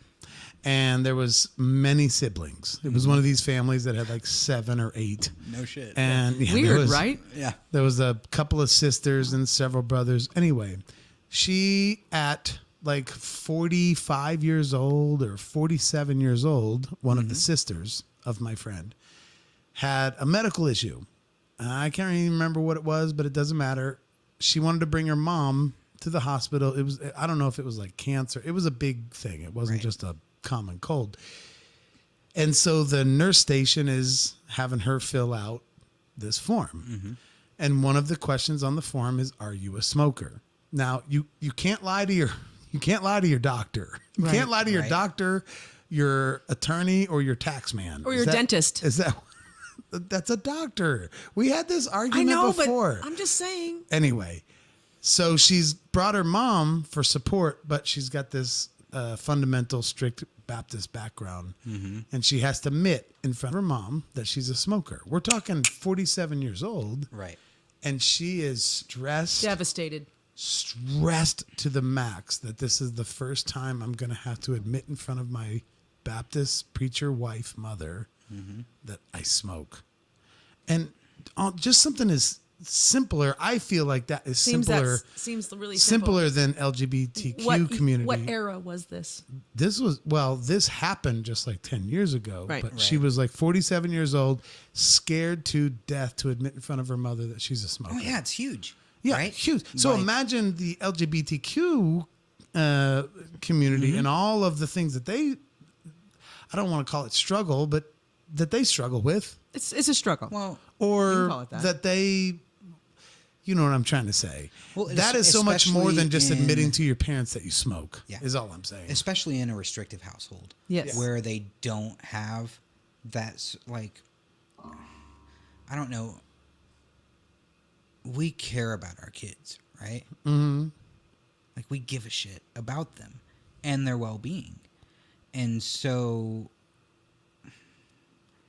I don't know. To me, whenever they don't have that sort of support system, it's tragic. And it literally, again, it costs nothing. It's just me. You know what was the hardest part? Wasn't even getting over saying, like, she, her. It was the tertiary pronouns. Your sibling instead of your sister. This is my child instead of my daughter. Right. Right. And so, but like, other than literally just learning to change my speech patterns a tiny bit, it's nothing. Yeah. Yeah. It's nothing. It didn't cost me anything right. to support them. And I talked to them when I was giving them lessons. Yes. And I was like, that I want to change- resume those so bad. That change happened during that time I was still giving them lessons. And I was like, I am so sorry if I mess up because I'm new to this. Yeah. Super new. And so were they. You know, I'm still doing it. I'm still doing it. Well, I And mean, I would say- it's like, it's hard to do it, but I would they say were that's- like, hey, that's okay. I good. get it. I Good. get it. But they hadn't changed their name Because yet. they- Because your they got heart. Matt as their daddy, and so they can be a little more like, okay, that's Yeah. okay. I said the But whole the thing of people it- that freak the hell out Yeah, when then you're you actually guys need to trying, relax a when little. you're actually trying, I was trying, and there's yeah, but a even little bit of those that people, kind of stuff too. like, you need to extend them a little bit of grace, because do they see that you're actually trying? They might have overlooked that, but Yeah. it's on top of like 100 other fucking Sure. microaggressions Yes. that they face throughout their day. Totally. And so, yeah, it sucks if you end up catching hell for that. But like, dude, if I catch hell once for, That's good. fucking up but I once, also That's see good. like, that's that, so much better. Yeah, and it still didn't cost me anything. Yeah. It but I'm still didn't sure cost that me anything. anyone who is in that realm can see that people like us will struggle, and they have a sensitivity to that, and they're like, "Oh, that's okay, that's all right. I appreciate your trying," But because look we're at new us. to it. A lot of us are new to it. But we learned how to internet in Yes, the last exactly. 20 years. Fucking Yes. we can learn how to Of respect course, people we've done as well. We've done better That's a tonight great than we point. have in the last 6 weeks. That's a you know, great point. with the pronoun thing. And great point. I don't mean to demean it by saying the pronoun thing, but it is new and it's respectful. It's just being respectful to somebody who wants to be who they want to be. And like, using it in this context is new. However, it is important to point out that, like, you have used non-gendered pronouns for people your entire life. Yeah. Like, the mailman, they just dropped off the package.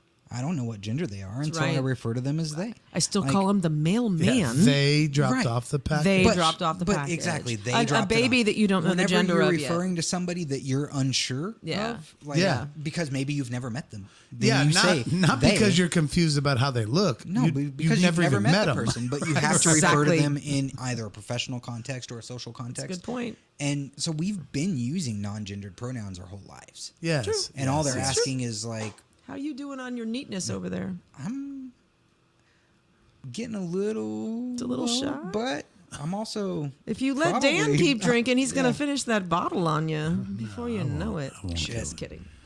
I'm just All right. playing. So I'm gonna go back.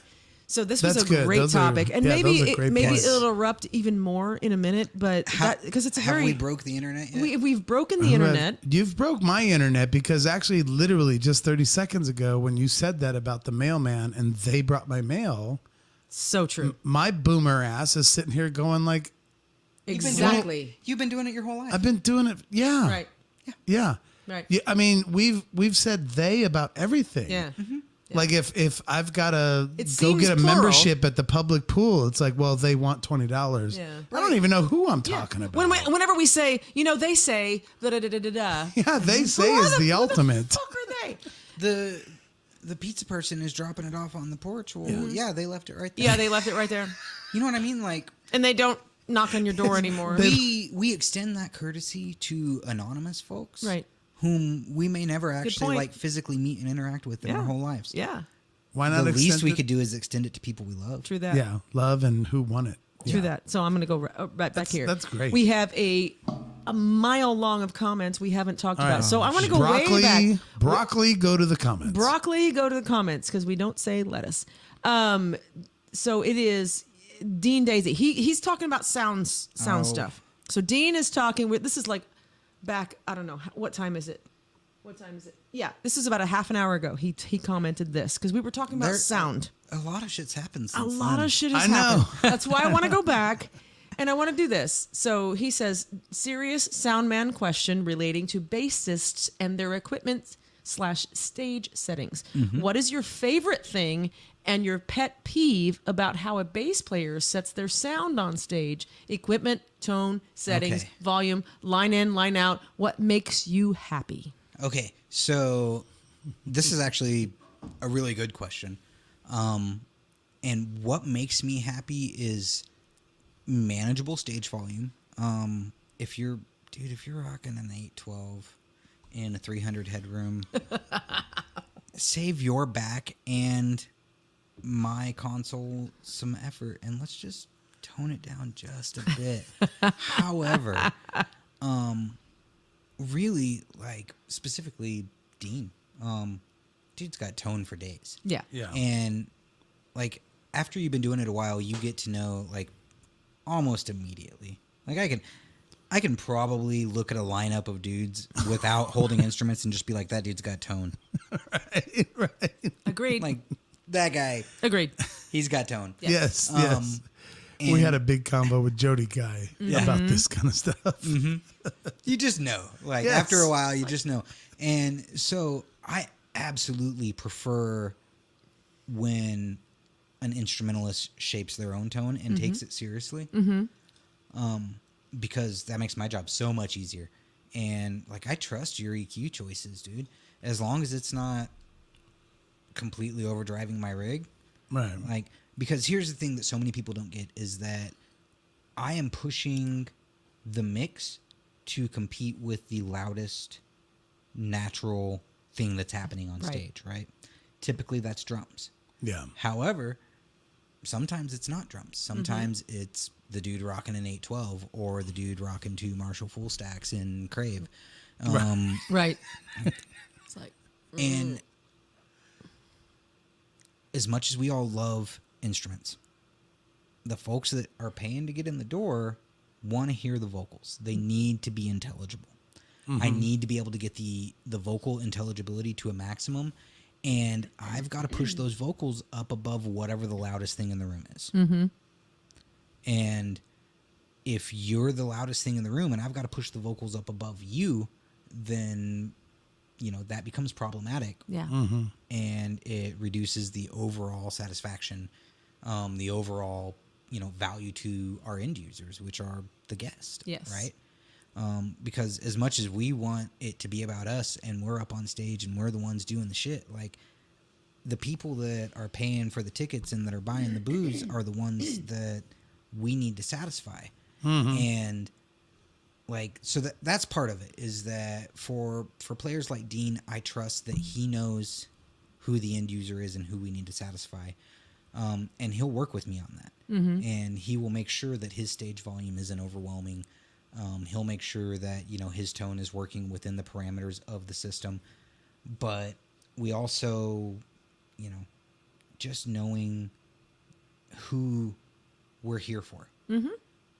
It's not about us. It's not about, you know, any of our individual egos. It's just about how good the end user feels at the end of the night. Yes. And are they going to associate those good chemicals that they got in their brain with your brand? Right. Yeah. Good call. Yes. Yeah. That's the, Right? And that's why a great way to put it. you're like my favorite sound guy. Because I think brand, that's a fantastic way to describe what you do. Because there are some acts, maybe not local, maybe different, Or maybe that local. like their fans do want to come in and actually ruin their ears and ruin their lives with too much volume, too much high end, and leave the room ringing in their ears. That's actually a brand in and of itself. Yeah. And for a sound guy to sort of tailor to that, because I've definitely been in some venues where the volume was medically dangerous. So I don't want to. But it was like, that's what CBGBs. I actually saw a couple bands play at CBGBs, which I feel so In New York? privileged to be able to even How say fucking that. dope is that? It was Jelly. fucking. God. Jelly. Talk about character. Oh, it was amazing. And the volume was medically dangerous. I don't know how else to describe it. Like, we can't hear beyond 120 decibels. The human range of hearing becomes a only wash. goes to 120 dB. Yeah. 130 dB is the range of human pain, and 35 to 140 dB is the range of human death. Right? No. So it's physically possible to get so loud you die. Audio waves can kill you. Yes.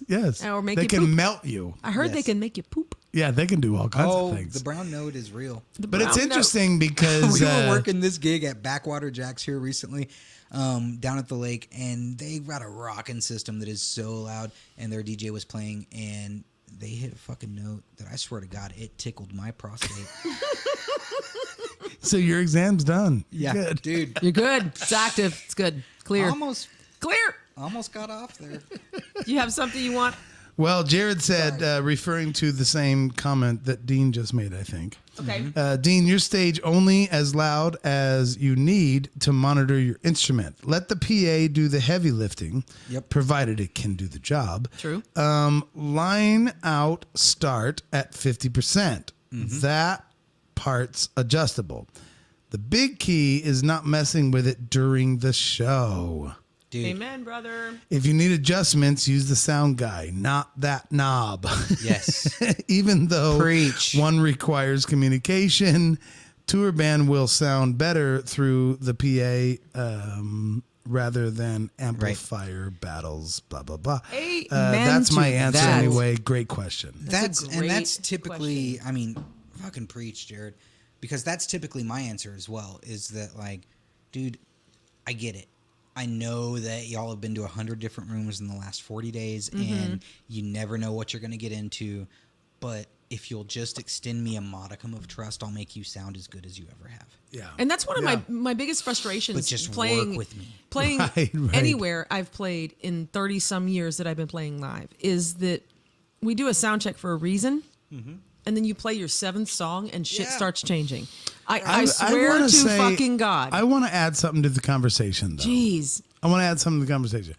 It's a two-way street between a band and a sound guy. For sure. Oh, certainly. Because I have been, in bands I've been impressed by sound guys before. where the sound chick guy singer. does know what he's talking about, and where a sound guy actually does not. Like, Right. we're not talking about Matt Baker. Right. We're not talking about the things that Jared knows, and that, Nick from the old riff, he Nick was Ryder, good. yeah. Yeah, he was good. I like Nick. There's Nick was, and there Nick was had an impeccable ear. Right. Yeah, Just yeah. super clean, Yes. He was pristine good. mixes. And so when you're in a band that plays like venue, sometimes you walk in and the sound guy is a dope. He's Yes. a total dope. Yes. And you cannot trust. I'll give props to Snap. Yes, Brian Snap's a great Staden. sound Brian guy. Staden. Yeah, he's a great sound guy. Go ahead. But there are places where you'll play where the sound guy is not great. Yes. And so then you feel like, and your wife or your girlfriend is coming up to the stage going, I can't hear you. So You then you should ask- turn around and turn it up. Yeah. Because there's legitimately Certainly. stupid ass sound guys. Yep. Then you go to the next venue and someone knows what they're talking about. And it's like they're heaven. just like, keep your stage volume low. Trust me, I'll get your shit out on heaven. the PA. But we've are been- you we've been willing burnt- to take that Right. gamble? But we've Then been you burnt. have Yeah, that we've been trust burnt. issue, We've been burnt right. by that guy. Yeah, That's what I'm we were saying. burnt by That's that what I'm guy. saying. So when I sing, I'm going to sing like this. So then the guy I'm going who to sing like this then because the he's guy not who- going to get my vocal out Then the there. guy who knows what he's talking about is like, "Fuck you!" It's like, Yeah. "I'm sorry, but I just came from 3 days of Fucking- douche rod over." Yes. I get that. with and his 4-channel fucking realistic mixer. especially because like where my heart is 200 to 500 headrooms. Mm-hmm. Like I don't want to go do big arena shows. There's a whole lot of shit to learn there, first of all, and I don't claim to be that guy. Like I think I've got a pretty good systemic grasp of what's happening, but like I don't know if I'm that guy that's gonna be able to handle the fucking arena shows. But God, I love 200 to 500 head rooms. Yeah. But also, you're right. It's just always every single night, back and forth. I know you just came from, having a shit show at the club before, Right. But please give me a chance. Right. Yeah. And so I think that would probably be the most important thing, is just to impress like that need for communication and realness, where it's like, dude, I'm here for you. Because I'm not trying to fuck about. Yes. Right. Yes. There's no ego here. I don't want to make $50 a night. Mm-hmm. I'm worth way more than $50 a night. Right. And so, yeah, the last asshole that you had was worth $50 a night. Yeah. And you get what you pay for. And sorry about that venue. But Yeah, the yeah. venues that employ Yeah. me Yep. understand that there is a value to the product. And so if you will please just work with me, if we can have that level of communication where you just give me a chance, I think that's the biggest thing. And, again, it doesn't take me but a second to get to a level of rapport with dudes like Dean Daisy or whoever else, where it's like, okay, I get it. I see you. That's true. You've been doing this for a minute. I've been doing this for a minute. That's true. And I remember working with you on whatever level, whether it was Violet shows, because I think I was already out of Machine Gun. But You were. it having done it for 20 years, you can just kind of eye contact with a guy and just be like, no, this dude knows. And then, of course, song 1 or 2 of whatever he's doing, it's just like, yeah, he knows what he's doing. Yeah. Well, Yeah. but And that's kind of cool. It's wild to me how we all live on that like ring. There's like a ring of like people that pay to get in, and then it goes out from there. And some of the outer rings are like all the bands and the sound guy and sometimes the light guy. We live in a completely different world where ticket payers have no idea exist. Yeah. Like, Right. where we have like favorite sound guys. Like, I want this guy. And whoever Jenny And dude, paying to come in and see the band, they don't know They don't that have a we clue. specifically requested this guy or that guy. it or makes here's so how we work much together. of a difference. Yeah. And I mean, Hugely. just ask my wife. Like, that woman hates going to shows with me, I'm sure. Because, yeah, it's really difficult for me to just show up at a show and be like, oh, yeah, this is fun. I'm like, Sure. yeah. And when the mix is great, then, of course, it's great. And I'm totally into it. But when the fucking guy is just, like, looking at his phone and doesn't even give a shit. Taking smoke breaks. Yeah, I remember specifically, like, I fell in love with Mood Ring Circus at a little bar, and they were up there just pouring their hearts and souls into their instruments, and whoever it was that was on the board that night was literally looking at his phone. Yeah. And it broke my heart. And you're to just see Yeah. like, it. I can't hear And I was just like, this. dude, these dudes need... They need somebody who gives a shit. Yeah. And so as soon as I was in a position to, like, hire them and bring them in and do a show with them, I was like, dude, I think we you guys saw gotta one get of over those here. shows. Yeah. It was Yeah. amazing. Yeah. man, how fucking incredible. That was lightning in a bottle. Yeah. Did you do the CD release party? Yes, I did. Yeah, we were Oh, there. That that's- was one of, like, That's a what you're feather talking in my about. cap. Oh, Yeah. fuck, That- We dude. were there for that. We were there What that a night. magical So night. freaking good. That album is one of the So best good. things that's Oh been my produced God. in the 417. I Done deal. Hands agree. down. Done deal. Slam dunk. Yes. Fucking Fight Limbo me. Days. Change Oh my God. mind. Change Whatever my the mind, meme fight is. me, whatever the Yeah. meme is. Let's explain it. I want to just. So, the first Violet show that I ever did with you, I think when I talked about my monitors, because we're a 4-piece band and like it's 3-piece and a vocal. It's super simple and yet it's not simple. So when you have bass guitar and drums and a vocal, and the vocal is pretty loud and high, powerhouse, and you need more of it. I think I told you in my monitor, I said, I want you to turn it up as loud as it goes till it feeds back and then bring it back just a little bit. And I learned how to say that because that's what I needed. And you frickin' did that. You did that Right. night. The first time we ever worked together. And you were so nice and so kind. And it was great. It was fan-fucking-tastic. Well, and little did you know that's actually my standard practice. I love that. Whenever I open up a microphone, I will fucking push it until it feeds back. I will And then dial back the problem frequencies and push it a little further until it feeds back again and dial it back. And it's about walking that line between how much can I carve out of this monitor before I lose the body. Yeah. Before Yeah. it's no longer pleasing to the ear. Yeah. And so it's trying to walk right up to that point where I've carved as many problem frequencies out of this mix as I can, and it still sounds decent to you. Yeah. And so... And I can work it myself. Right. I've done this a number of years. And so therefore, and after maybe a song or two, you realize that. Right. And it was a neat relationship that happened without any words. And it went on from there. I was like, we came back there and did a few shows and it was like, you got this. You And know what it is, too? Is this is really interesting to me because I'm especially finding it over the last couple years where I feel like 9/10 of the battle is won by me just setting expectations from the beginning. Where, I mean, and a big part of that is done because my brand, so to speak, right? And so people expect a sort of premium experience. And whenever they expect that premium experience, like that's what they're going to deliver to themselves. right? Yeah. Yeah. For You sure. know what I mean? For Like, sure. Yeah. so much of it is just me fucking, I remove a fader. Right. You know what Yeah. I mean? Like, Right. but Yeah, but yeah. they expect to have this like incredible experience, and so they do. But of course, you know, I'm communicative and I respond to their needs. At least I try to. But yeah, a lot of it is just like whenever people think they're going to have a good time, they will. And so I do my best to put them at ease. I love and that. make them think that they're going to That have is a good time. fantastic. Because I think That goes back to the earlier comment when it's like, I need this, this, and this. Sounds great. Yeah, but We have a thing. Go ahead.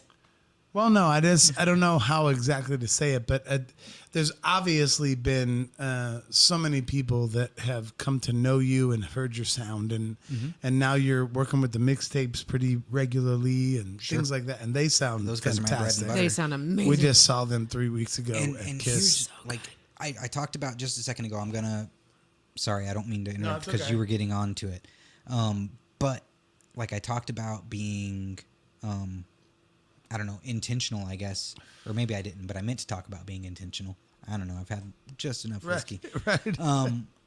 But like, and setting those expectations. That's where it is. That's where the thread ties back. Is setting Yes. those expectations and making people think that the product is going to be good. But part of that, like part of my process, is making sure that I work with folks who are good.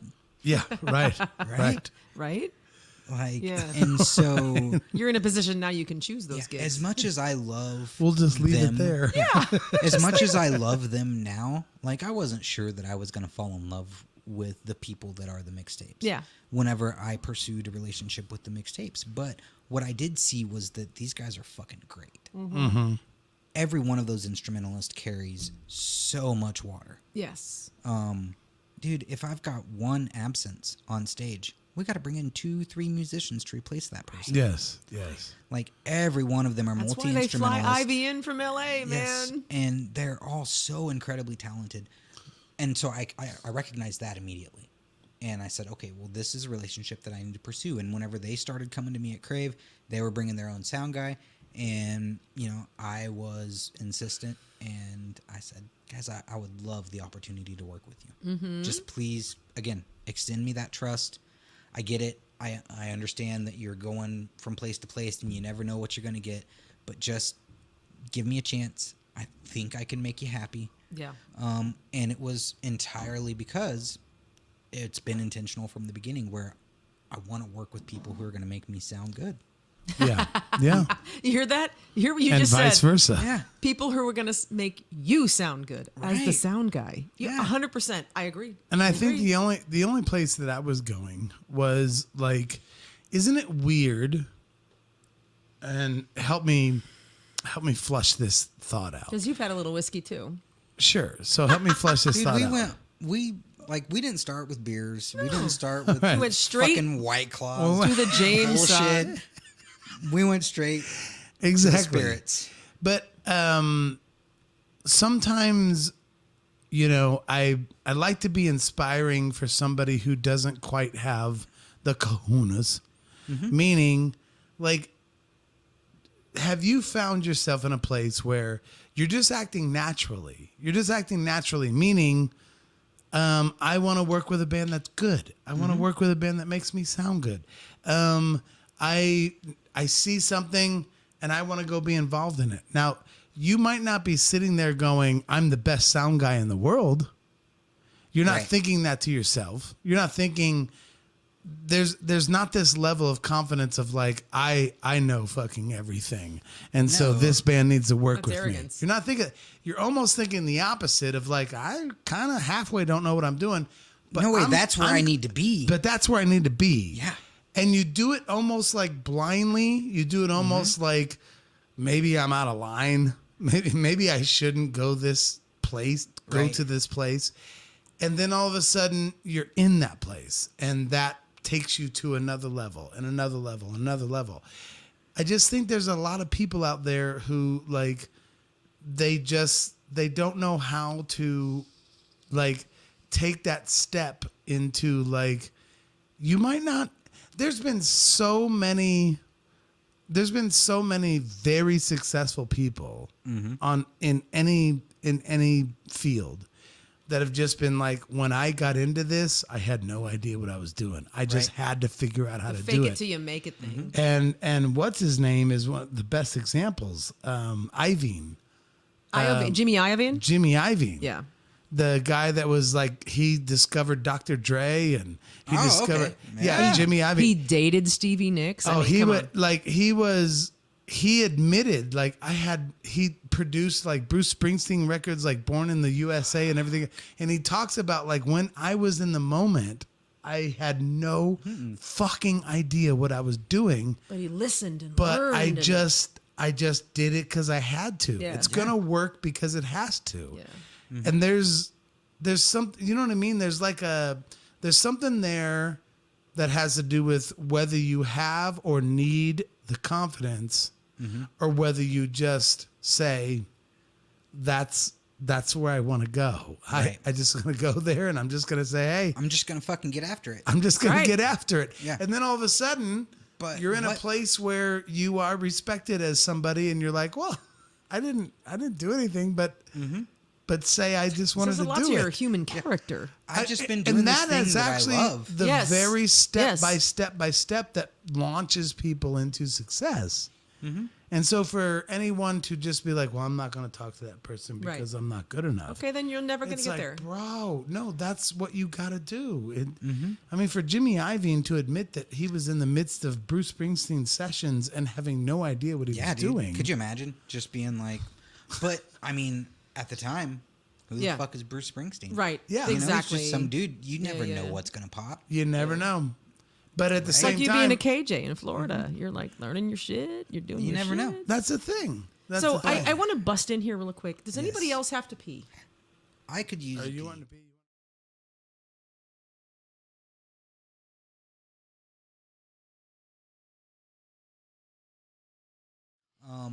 I got in with Spencer, who used to play with like Action Kick Johnny, and he's been in several other bands in the past. The dude is just punk rock to his core, and I mean that in the absolute best In the good possible way. Yes. The Outland Ballroom, Spencer? No, Spencer Wittenborn, Oh, okay. who Oh, yeah. Yes. He's a woodworker. yes, he's a woodworker. Yes. He makes Yes. gorgeous guitars. He does incredible cabinet work. He Mm-hmm. also organizes a music festival, and like they brought me in for Bashing the Grass, and I was like, holy shit. I want to say I was on number 2, and I was like, dude, this guy gets it. Like, he gives a shit. It is all about just 100% heart. He wants to create a space for great local music, great music that wouldn't maybe be necessarily considered mainstream. Sure. Maybe there's not a market for it, but I'd love to prove them wrong. Right. Yes. I would. We've been saying that for years. We've been love saying it that if for years. Bash in the Grass Just started would kicking ass. just hit. Yeah. Because we've been kind of. I haven't actually been, but I want to. Yeah. And things like. So they do Bash in the Grass and they do Roots and Radicals, which I think there's been some Didn't that branding recently changes. change a name? They I was did just gonna change say. their name from Bash in the Grass because Bash in the Grass was actually the name of a previous festival. Okay. Oh, okay. And far as I know, like it's also a Tenacious D song where everyone is invited to the bash. Right. Gotcha. And so, anyways, it existed as a previous entity. So it might not be called Bash in the Grass this year? It is definitely. It will be called Bash in the Grass this year. This year. This is the last official Gotcha. Bash in the Grass. I saw something about the branding. And it was just one of those questions where it's like, okay, we again, crave cartoons. There is some baggage associated with the previous branding. I gotcha. And is the current market identity that we have worth carrying the baggage? Right. Right. Or do we bail on the existing market identity because we know that our existing market identity consists of a couple hundred people that love the Wittenborn family, Yeah. Sure. right? And so they're not going to be thrown by somebody changing their handle. Like Right. folks that love you, whenever you say my name's Arson instead of Willow, you're not going to be thrown by somebody Right. changing right. up their handle. That's right. Like Right. we get it, we'll roll Yeah. with you. You know Yeah, it's yeah. all And the so same. But the right general now, Gen we're pop. still at the point where the majority of their market share is those folks that love them and that will roll with them. And so it makes sense that like, hey, let's just give up on the branding that's got the baggage. Roots and Radicals is what it will be going forward. But Roots and Radicals started out as punk, hip hop, and reggae oriented festivals.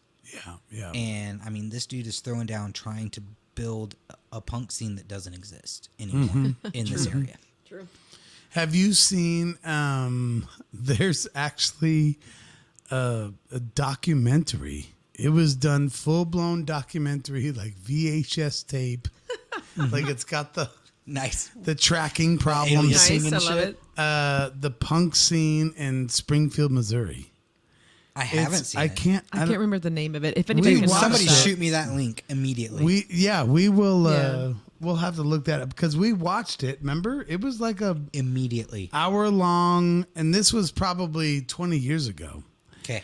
And it was just these kids, and they were doing interviews, and Oh, they the showed some interviews were- footage, and it was great. Oh, what a gold mine. Everything. It's Did on we YouTube. find it on YouTube? It's on YouTube. Yeah. Find I it. can't remember how we found it, but we could find it again. And it literally was specifically the punk shit. I had another question though. Who? And I'm just talking ignorance, so hopefully I don't bring anything up weird. But who? What about the Luna thing? Luna. No, it was something Mood. different. Moon. It was like a festival Out in kind of Rogersville, thing. sort of. that in just happened. Seymour. Stomp the Mountain? Or no, that wouldn't have been. No, that not was at Stomp the Jackson. Mountain. Elvis played it. What was it called? Elvis, the Galactic was Thrust Lunar- played it, and it was like Lunar. Dude, there's so many festivals. Like, and here's the I deal. didn't know if it was All these related. fucking kids get flush with ketamine money and decide they can throw a festival. Ketamine money. You know what I'm saying? Like, and they forget that there's like logistics and shit. Like, y'all gotta have A shitters. lot of them. Y'all gotta have shitters, and you've got to provide gotta buy the basic shitters. amenities for like human fucking existence. It might have been that kind of a thing. I can't remember who was. There's so many festivals now. Yes. It was called something. It was something that had to do with lunar or moon or something. Yeah. I'm sure of it. But anyway, it had something to do with the moon for sure. But I love festivals, dude. What? Yeah. I mean, they're it was, fun. It was very Like- slight the year Elvis played, but he went. Yeah, Elvis Galactic Thrust actually played there. we spent whenever we had that like portion of our lives where we were doing the hippie thing, a lot of that was influenced with, because of the local music culture. Specifically, we started out with our introduction to hippie culture through going to the swag shows to score. Yeah, right. Like right. somebody's like, hey dude, Right. come to the swag and we'll hook you up. Right. And we go, and then there's this fucking great band, and there's this great culture, and it's been like an institution where, you know, we're absolutely spoiled for that shit. And I think that a lot of people don't get it. A lot of people don't understand that, like, the caliber of talent that we have here and the caliber of just product in general that we have here. Like, I've had people come and tell me that, like, oh, I just went on vacation to so-and-so, and, like, I remember seeing bands there on the Strip, and, dude, I was thinking to myself that shit would have never flown in Springfield. Yeah. You know what I mean? Like, you go to other places, and you're like, oh, shit. Yeah. This isn't as good as at home. Yeah. Because Right. we have an insane caliber of talent here in the 417 and in these fucking Ozarks Hills. And we've got such a rich culture and history that it's just unreal. Yeah, And, yeah. like, you know, fucking dude, I, again, cut my hippie teeth going to swag stocks. And, you know, Maggie, this rolls it back around, but that dog that I talked about that went bald whenever we were living in our van, at one point we went to a festival and some asshole set off a bunch of fireworks and Maggie ran off. And we went back to Camp Zoe, which was where the swag were holding the swag stocks every single weekend for the next probably 6 weeks. And Jimmy Tebow from the swag put us in his fucking UTV. It was a 6-wheeled motherfucker, and drove us all around that property looking for our dog. And after 6 weeks, like, the hippies were like, oh, we saw her. She was on this couch or whatever. We saw her. And so we'd put food there and, like, whatever. But after 6 weeks, we finally took our other 2 dogs with us, went to the property, let our dogs loose. They ran off in the woods, and, like, 2 minutes later, they came back with Maggie. Oh, after my fucking God. 6 weeks alone in the woods. But, like, That's awesome. Jimmy Tebow from the swag went all out to help us find our lost dog on his 360 acres. Holy Like, shit. You know what I mean? It's just, Yeah.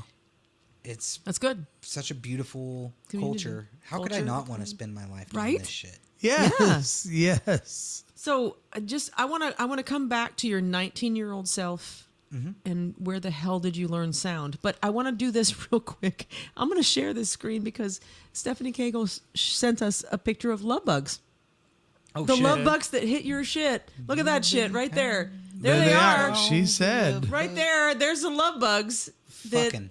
look at them. Dude, Look that's at the them. way they hit your windshield. And then they hit your windshield, so it's like splat. Like But I'm saying millions of them. yeah. Look When at you're them. driving the streets of if you're there during mating season or whatever it is, It's just like a rain it's just of- like when you have those big fluffy snowflakes Yeah. in a huge snowstorm, they just hit your There they sound are. vehicle. That's how they mate. They don't even get to look at each and, other. and most of them look like that when they hit you. And then you hit your windshield wipers, and it's like goo. Oh, you just smear their guts. Yes. No, that's totally it. Especially when you're in a 1964 GM Buzz. And it's flat. There's no windshield like juice. You didn't. You had. You know what juice. else don't We fuck didn't have around? juice. You know what else don't fuck around in Florida is the ants. Oh, no. The ants will eat your shit, dude. They'll fucking they'll kill you dead. So the I question saw I a had. thing. Go ahead. No, go ahead. I saw a thing the other day. I'm interested to get your take on it. It was a TikTok video, actually. Oh shit. No, but it was a guy that was like, if you take 100 red ants and 100 black ants and you put them in a jar together and you seal it, they'll all coexist. They're fine. But if anybody picks that jar up and shakes the fucking shit out of it, the black ants will think the red ants did it.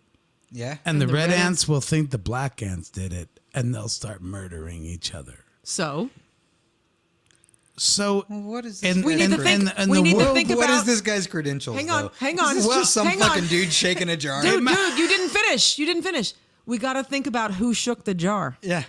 That's the point of that conversation. yeah. So Who you know, shook the I jar? don't know if I don't. First of all, Who I shook don't the know if it's jar? real that will actually happen. You know, he might have been a total piece of shit. But Yeah. that's the point of that whole But thing. the analogy is still kind of there of like, Who shook Right. the jar? you I know, see where maybe you're the going with jar is it. being shooken and all of us were actually fine until you fucking fuck You shit shake our up. fucking jar. But that's and you know what? That's actually like really apt, because what it is that whenever you shake the jar, you're shaking up all those fucking pheromones, Yes. and you're putting those chemicals in places that they weren't. Yeah. And that's how they communicate. That's how they live. And those are biological hooks. Yeah. That mandate action, right? Whenever Yes. they smell this chemical, they have to do the thing, whatever the thing is, right? Right. And if you think that the fucking advertising companies don't understand how to manipulate those biological Exactly. hooks to mandate action, like, you got another thing coming. Media, dude. Yes. advertising, Yeah. government. There's so many people shaking our jars right now. That's Yeah. the point of that. That's the whole point of that. Yeah. The I mean, whole thing. fucking, like, right now, what's his bucket is getting destroyed in court right now, Alex Jones. Like, that Yeah. dude Oh, right. fucking, that dude built an empire on manipulating people's biological hooks and getting in there with the fear and getting into those fucking, like, cortisol dumps and shit, where we're triggering an actual chemical response in the brain through specific wording and, you know, the way that we're framing things and phrasing things. Like, that shit is, like, it's an old grift, man. It's like fucking, you know, the vacuum cleaner salesman in the fucking 40s knew how to do it, and Alex Jones knows how to do it too. Right. Like, whenever you're able to tap into that sort of, like, physiological or psychological vibration and just manipulate it and play it like an instrument, you know, you can get people to do whatever the fuck you want. Yes. right. Yes. That's right. And they're very skilled at doing Oh, that. certainly. Certainly. So my We should catch up on comments real quick because I got Okay. some more things. To, Okay, go ahead. You ask find it. You tell me. Matt Baker. You too, me boo. Well, there's and we're gonna have to backtrack. Okay. Because We got a lot. There's a lot. There's a lot to backtrack. There's been a lot of activity here. Our Yes. engagement is stellar. People you are being guys awesome. are That's the right. shit. That's right. How about right there? Okay, the Soundman. Right- thing, right there. the- Look. Point at him. Look That's at right. y'all. I'm not even. Look at y'all. Y'all are doing it. What do you got? Christy said something cool earlier, so I'm just gonna, since you're looking, all of these compliments. This is way back. This is like at 8:00, so this is like an hour ago. Christy Pressler says all of these compliments to Matt, and not one person mentioned his bomb dance moves, bomb-ass dance moves. Shame on all of you. Well, you are the dancing sound man for a reason. You kind of are. That moniker is well earned. Yes, it is. Yeah. I There's know. hats. I There's- come there's by There's it. merch. hats. There's merch. There's merch. I come by it honest. You have merch. You have a Facebook You know, page. like, whenever after the whole Crave deal, like, Christina and I talked about it, and it was like, what do I do? Yeah. You know, we'd already made the decision that, like, I'm going to freelance. I'm not Sure. going to go back to work for some other asshole and, you know, get some other dude rich on my skill set. So what are we going to do? What are we going to call it? And I went back and forth because it's like, dude, I get it. I'm extremely cognizant of the fact that it's not a super professional title. There's a lot about me that's not super professional presenting. But what's the definition? Sure. Right. But fucking the branding was done already. It was done already. It was natural. It was so organic. Like, I think Yep. Deb Shelton started calling me that or some shit. Like, Yeah, at yeah, some yeah. point, somebody started calling me that and it stuck. And it's like, am I really going to try to fight Right. this market identity, or am I going to lean into it? Lean Yeah. into it. Yeah. So I leaned in. Absolutely. I Yes. love dancing. What can I say? Well, and you love What you running do. sound for bands, and it's funny the technology. You got to kind of bring in here. Here we go back again with our evolvement as generations. The technology allows you to run sound from an iPad, Right. and so you don't have to be behind the board. You don't have to be like. There's a technicality that doesn't exist anymore from 15 years ago, where you literally can tweak a fader from anywhere in the room, which is, first of all, a plus because you're able to hear what the bass sounds like all around the whole room. Oh, and dude, mixing monitors Yeah. Right? mobily Right. is And all that kind of stuff. fucking- So then, once you get it somewhat dialed in, 4 or 5 songs in, you're able to literally be right there in the front dancing with the rest of the crowd, Yeah. and you still are literally, that sounded slurry. You're very slurry right now. You're still but so am literally I. able to run sound for a band while you're dancing with their fans. Yes. And you're a fan as No, well. yeah, I mean, I am Yeah. not dancing with their fans. I am the their fan. fan. You are their Yes, fan yes. at that point. Yeah. And that's where the dancing Soundman came from. Yeah. Well, I call myself a free range sound man. I'm like those chickens. Just like the chickens. You know, they charge more for those chickens because they was nice to them. You know, exactly. Yes. You know? I had a friend who raised freelance chickens or free range chickens, and she was like, you have to buy this. And I'm like, how much? Yeah. I'm like, because these you were chim- nice to these them. fucking fowl command love that. like $10 more a head because they was nice to Because them they or was whatever. nice. Nice to Like, them. they got to pay you to be nice to the chickens. And so I'm like one of those chickens where once I got out from behind the booth, I couldn't never go back to it. And you know, let's be real. Again, this all goes back to like me not necessarily wanting to run arenas. That's not where my heart's at. Right. It's a totally, My heart is Different in beast. small shows. yeah. And I knew that. I remember spending like a shitload of time in Branson and coming back from a 50, 60-hour work week and going to a punk show at Lindbergh's. And my heart opened up like one of them damn lotus flowers where like, and I knew that at that moment, like, dude, this gives me so much joy. And I've got to be able to figure out a way to fucking capitalize on that, right? Because Right. what the hell else is there Totally.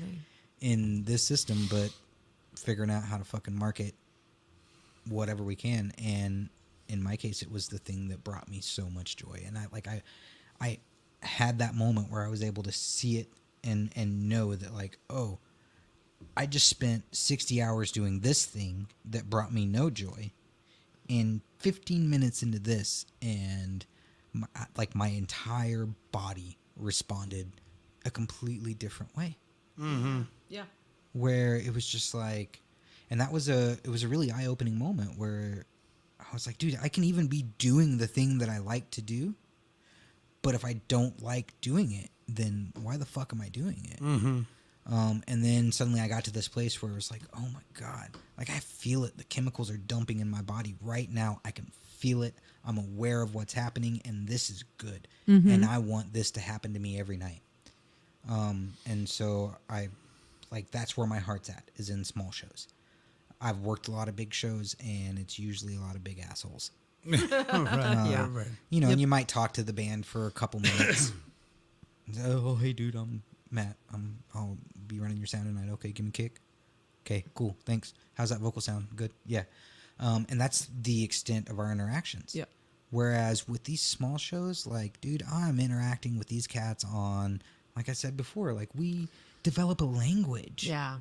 You know, like, and I'm part of it. And what's happening is something that is so real and so organic and just so goddamn satisfying. Yeah. Because you are 100% a band member. That's the thing that some people in the general audience don't understand. Maybe they don't get it, but you got a band up there, and it's your favorite band. It's your favorite band. There are two other band members that you don't see, and that's front of house and monitors. Yeah.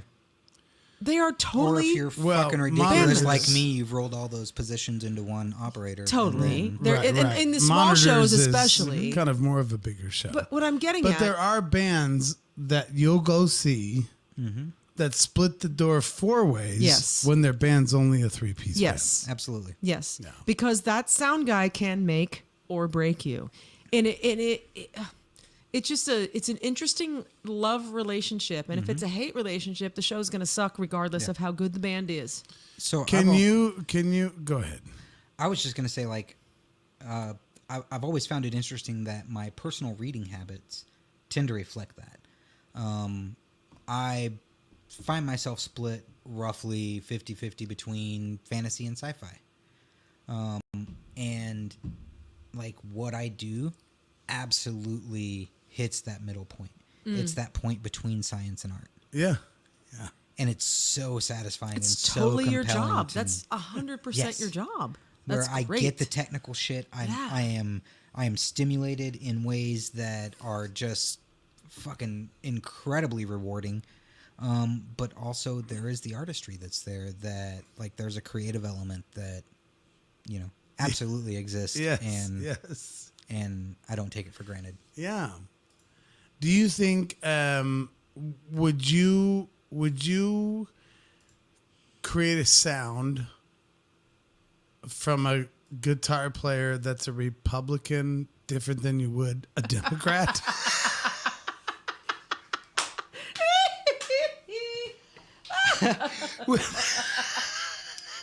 Oh my God. He's a Republican. I'm gonna put some. I'm gonna 2K turn on up that all his I'm gonna mids. turn his TK I'm gonna down. turn all his mids You know what though? up. Fucking Democrats scoop their mids. I don't care what anybody says. Fuck those guys. Fuck those guys. Those damn Democrats. They scoop their mids. Dude. Fuck them. Seriously, like I am consistently way left of the Democratic Party for years and years. And it's always so funny to me when someone's like, they present this big gotcha where they're like, oh yeah, fucking so-and-so completely shit the bed on this. And I'm like, yeah, he fucking did. Gotcha. He was terrible. Right? Like fucking Obama said the first thing he was going to do was close down Gitmo, and it's still open. Right. Right. Derp, derp, derp, derp. Right, like He's a politician, Yeah. so you know. well, he's a war criminal too. Fuck that guy. So Oopsie. whatever. Why do we stand these assholes? Like, fuck them all. Right. Right. Yep. Right. Yep. Let's It just sucks. make Ain't some none of them give a sound. shit about you or me. No, No, they do no, not. they don't. No. They want No, that they little do not. paycheck that goes into their bank. Which Oh. I think, strangely, because my brain is so fucking weird, I think this is a great setup for the story that I really want to be told on this. Yes. Uh, I know where you're going. is when you was little and you was, How can you set it up without giving it away? well, just, I know it has to do with your mom and it has to do with you and it has to do with survival. And, Yes. and You know, he knows. Yeah. He knows.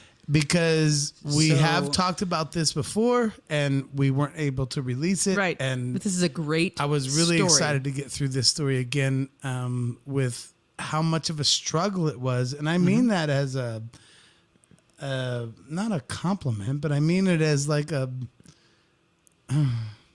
fuck me. I don't know how to say it. I don't know how to say it other than, you know, it was a wonderfully impressive story to me. There you go. About you. Okay. There you go. Well, I'll take that. Yes. Thank you. You know, it's so weird because it's one of those things where my wife, and she becomes my touchstone in so many things, because what I experienced, like, it's taken me so long to understand that, like, that was not necessarily a normal thing. Mm-hmm. Right? Mm-hmm. And so, like, for the longest time, there's just this sort of impression that, like, oh, that's the thing that happens to That's everybody. how we all do. Right. And she's like, no, dude, that's not normal. Mm-hmm. That was probably abuse. Wild. Right. Yeah, It's let's like be real. That was probably gigantic. extremely traumatic. But like, so being with her for all these years has really helped me sort of process these things and put them into that perspective. Because I would sit there and talk about like how, you know, romantic it was. I'd dress it up. Right. You know what I mean? Like, where there's all these selling points, and she's like, dude, stop trying to sell me your trauma. Right. Like, it was shitty, and that shouldn't have happened to you. Right. And so it's important to have that sort of perspective as we romanticize these things, where it's like, yeah, it built character, but also, like, maybe... It's not good. Yeah, maybe It wasn't good. Maybe we shouldn't glorify it to the Jordan extent Peter that I would did. say it's Jordan not. Peterson. Peterson would say it's not good. It's not good. Yeah. However, with that being said, like, So I mentioned before, I grew up with a bunch of outlaw folks, and I'll even preface this by saying that, like, the last couple times I've talked about the outlaw folks that I come up from, I've had some of those outlaw folks reach out to me and say, hey, you shouldn't be talking about us, and, you know, maybe we'll do some outlaw shit if you keep talking about us being outlaws. Sorry about your luck, dudes. Like, y'all did that to me, and you don't get to fucking hide from it. Good for you. But so, anyways, my mom was a cokehead. She was hooked through a bag in probably one of the worst ways, and it was killing her. We lived in Poplar, California at the time, and I'm trying to place it linearly. Whenever this all started, I was probably like 9 or 10. Obviously, the addiction went back way further, but specifically this thing that you're referring to. And we lit out for the territories, you know, because that's what we do. Yeah. As outlaws. Yeah. She was hooked through the bag, and she decided she wanted to kick the habit, and the easiest way to kick the habit is to roll on down the road. And you wake up in a new space, and it's still the same asshole, apparently. But anyways, we had a habit of doing that. And so she also managed to, I guess, I should preface this by saying, on the way up there from Missouri, coincidentally, a Prime truck that followed us all the way from Springfield ran us over. The dude had, and this, I don't even know if I got into this last time. And I I don't remember because this. it's important backstory. A Prime truck ran us over. The dude had a couple of 8 balls and a couple of ladies of the night with him in the cab of his truck, and he ran us over, and it was me and my mom and my father, my stepfather, and my brother and my 2 sisters. And he ran us over front to back and shot us out other side. It was fucked up, and we all escaped with like almost no injury whatsoever. Ran you over? Ran us over. And we had, that night we had You've argued. been in that bad of a Yes. car wreck? Yes. That night we argued over how we were going to sleep, whether we were going to sleep me and my 2 sisters in the back sleep sitting up, or we're going to lay down in the seats. Wrecked car? Yes. So we decided to lay down in the seats. I ended up in the floorboard, and my 2 sisters were like head to foot in the seats. Had we instead decided to sleep sitting up, it would have decapitated all 3 of us. Oh. But instead... Oh, you mean while you were driving? While you Yes. were driving, that's how you slept. Yes. Okay. Yeah, my mom... Before the wreck I see. happened. The adults were driving, right? Right, And so right. we were arguing over how we're going to sleep in the back seats, me and my 2 sisters. And were they older or younger? They were both older. Okay. And so, anyways, this truck runs us over. We all escape with nary a scratch.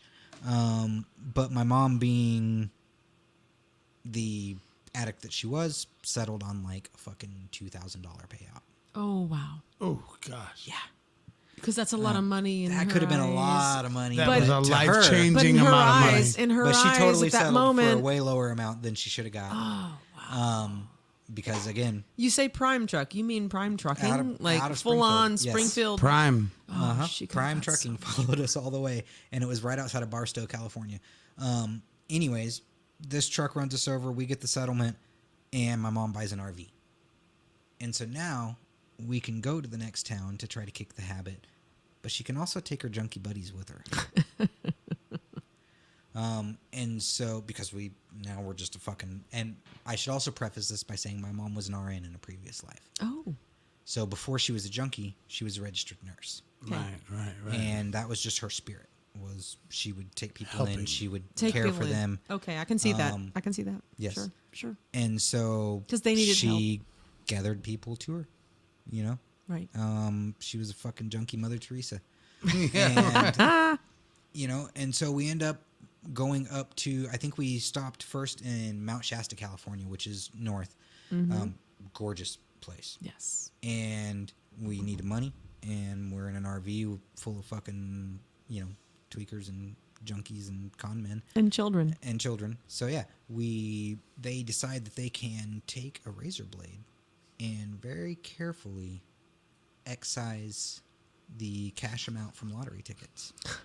because they were the foil tickets, and this was before they would scan them. Yeah, before we had that. Yeah. Technology. And so they could go and cut the very topmost layer of the foil off of the old ticket and super glue it onto the top of a new ticket. Oh my goodness. And create a winning ticket. Okay. And so that was the first place, and I remember my mom took me in to help exchange those tickets. I'm guessing because, having a kid lends some level of, Innocence. Empathy, whatever. innocence, Yeah, I was a whatever. beard. I was my mom's beard, but You have a baby face. Yeah. in Yeah, general. totally. Yeah. Right. yeah. And so we do this all up and down, and we end up in Soap Lake. Or no, we were in Spokane, Washington. And my uncle was in Soap Lake, and so he ended up having to come get us. But it finally caught up to us. It was a fucking interstate lottery scam that we were committing as a roving band of fucking indigents. Gypsy indigents. Gypsy, vagabonds, whatever. Yeah. At the time, it was we're just fucking, I wake up in the Dalles, I wake up in Big Bend, I wake up in fucking Yosemite, I wake up wherever.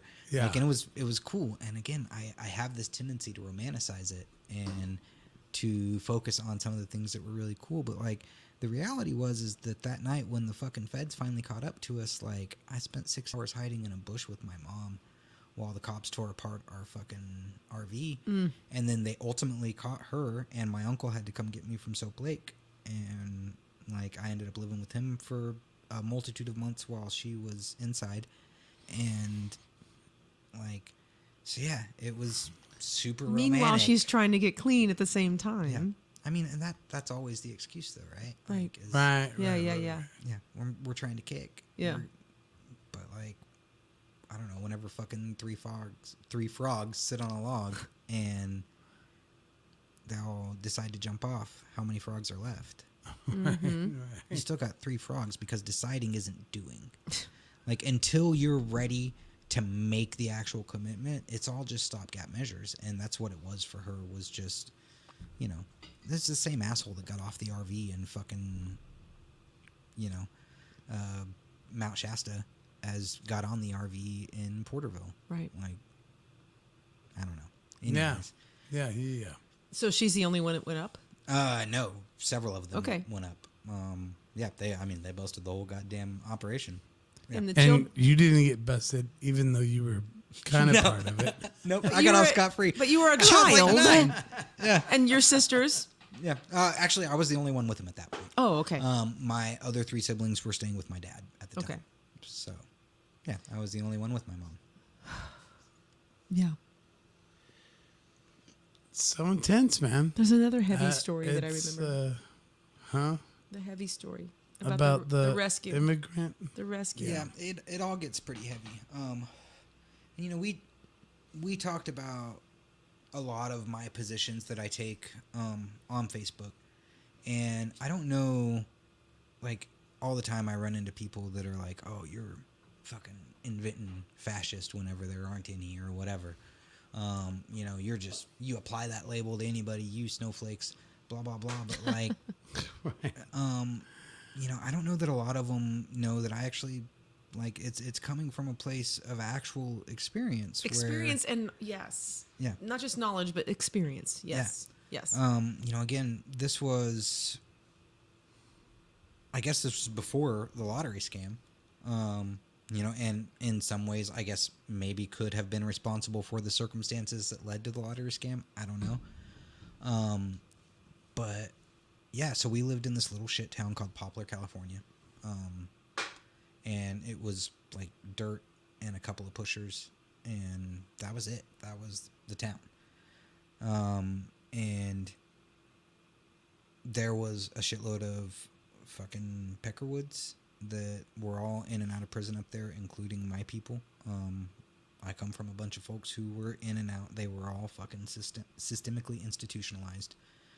And whenever you become systemically institutionalized like that, you're exposed to systemic racism in a very real sense.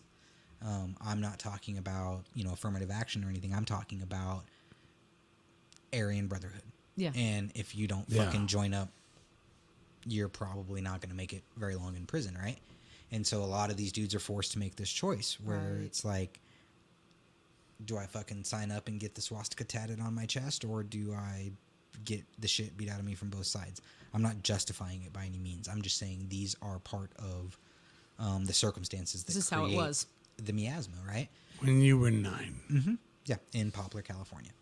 Yeah. And so there's a dude named Virgil Jackson who was an absolute fucking peckerwood, very proud of his Aryanness.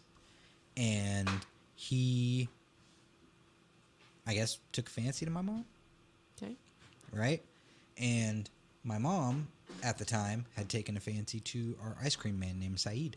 I remember Saeed had always given us ice cream because I'm assuming he fancied my mom as well. Okay. And so he would always be hooking us up with the fucking, bottle Which rockets made and him shit. awesome, and you're We love bottle Saeed. rock- He the was- bomb pops. Yeah, the bomb and pops and the fucking orange sickles. Yeah, and, orange sickles whatever. were Yeah. the best. yeah. Okay. And So Saeed was the bomb. Saeed was a righteous dude as far as I was concerned. It wasn't SpongeBob. It was like Ninja Turtle fucking pops with the gumballs where they're all fucking cockeyed and shit. But anyways, yeah, Saeed was the hookup, dude. He was the plug on the fucking sick ice cream. So apparently, one night at the club, and to preface this, sorry. Yeah, you're good. Whenever you are in those sort of circles, like, that's where you're getting your dope. And when you're a fucking junkie, you're getting your smack from Virgil Jackson. And so she was not only forced to interact with this dude because it was a small town or whatever, but because he was also the hookup if you're white. Now, if you were Mexican, you would go to, the fucking... Someone else. The other plug. But, so she's forced to interact with this dude in an extreme power dynamic where he has all the power and she has none of it. And I don't claim to know what actually happened there, but the story, as my mother told it, was that she showed up one night at the club with Saeed because Saeed asked her out on a date. And Virgil Jackson had made a pass at her previously, and she had rebuffed him. So she shows up with Saeed, and Saeed, is dancing with her and being a fine gentleman. Virgil says, no woman in my town is going to date a sand nigger. Oh, jeez. So, he had a couple of his ladies beat the shit out of her with stilettos. The ladies. Yes, with high heels. So much so that it induced permanent brain damage and paralyzed the entire left side of her body. They threw her in a canal and left her for dead. Because she showed up, she had the temerity to show up at the local bar with a Pakistani man. What year? Give me a This year. would have been Ish. Ish is fine. 91, 92. Okay. Which is I was still way too late pretty in young. our history. Yes. For this to be going on. But go ahead. So, and whatever it was, it probably wasn't politically motivated. It No. probably wasn't Virgil Jackson being like, this is a movement for fascist everywhere. We're going to strike It down was a the man move. Pakistani plague. It was a piece of shit Yeah, man it was just a move. piece of shit man move. Yeah. She rejected him, Yeah. and he got pissed about it. Right. No matter how you slice it. Sure. But also because he existed within that sphere, he commanded the resources to have that done at a word. Right? So, yeah, it might not have had anything to do with his political leanings. But because he was in that culture where they will do that shit for you, Right. it was able to be done with him literally just saying, do this. Get it done. And they beat the shit out of her, and they threw her in a canal, and her gay Mexican best friend, who was also mentally disabled, jumped in the canal and saved her life. So say that again. Her gay Mexican best friend, who was mentally probably a 13-year-old, even though he was 40-something at the time, was the only person who would defy Virgil's mandate and jump in the canal and save her life. And he jumped in and he saved her. And he was illegal. yes. Well, I'm not sure if he was illegal or not. But one way or the other, he was an immigrant. Yes. Yes. Yeah, he definitely was not. Gotcha. Yeah. But I'm not sure, what his current status was. It's immaterial. But that's who saved her. Yes. When nobody else would defy dude's word, he jumped in and saved her. And so, like, that's where a lot of this is coming from, is that you guys, and I say you guys in, like, the royal sense, not you guys, but you royal guys in general, like, a lot of y'all haven't necessarily had that exposure in rural America, where these things are, like, this is more than This just a shit's fucking happening online culture war. Yes, This is certainly. people in positions of power who can command people to do violence for them, and they hold these ideologies. And so it comes to me very personally. Yeah. Like, I don't have much tolerance for fascist. Yeah. And I Yeah. would 100% agree with that, because the opposite is also true. The opposite is also true, meaning if you're a city kid and you grow up in a world where you're surrounded by a certain race of people, you might grow up a little bit racist because of the negativity that you see from some of these certain people of color. And that's not the white kid's fault, and it's also not the black kid's fault. But it's just where they are at that point. But it's also what might develop that young person to their future. But it's again, we try to extend grace to these people because we understand that they're operating within a system that sets up and perpetuates these sort of power dynamics, where Virgil Jackson had so much more power than my mom had. Yes. And that's not just a thing that happens here. It's a thing that happens all across the spectrum, and all these people are affected by it. And so that's the real work, is dismantling that sort of systemic tool that allows for widespread oppression based on whatever the fuck. Because it had nothing to do with dude's political leanings. Right. Like, his feelings were hurt, and he decided to And take he's it a out on her fucking because prick. he could.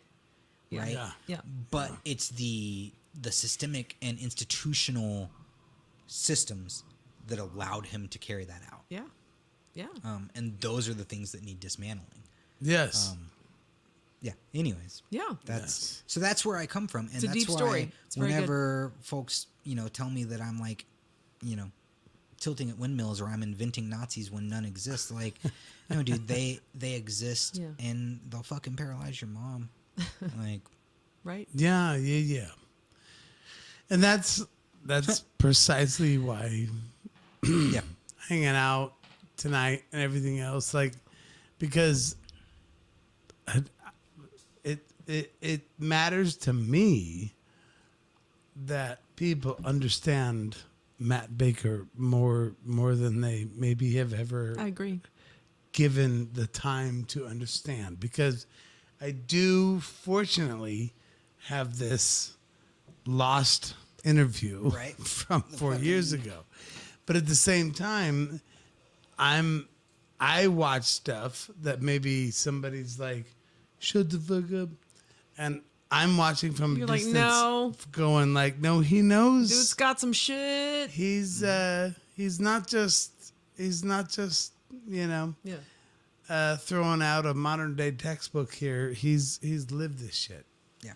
He's lived this shit. Because it's, excuse me, it's real, and it's not, just some imaginary boogeyman or whatever. Like, it's fucking real, and it's how people act. But more than how they act, again, it's the fucking systems that give them the power. Yeah. And, he never would have had that power had it not been for the fucking prison industrial complex setting up that power for him. Oh, interesting. Say that again. That he never would have had that sort of cultural sway when he got out of prison if the prison industrial complex hadn't set up that dynamic in the first Prison place. industrial complex. Yes. Very interesting. Interesting. Very cool. Yeah. I mean, I will say it again. I said it an hour ago or whatever it was. When I see any kind of arguments, quote unquote arguments going on Facebook, political or whatever, most of the time, your point of view comes from human. Mm-hmm. It doesn't really come from political. Your point of view comes from humanity. Right. And I like that. And I appreciate that. And you're also respectful.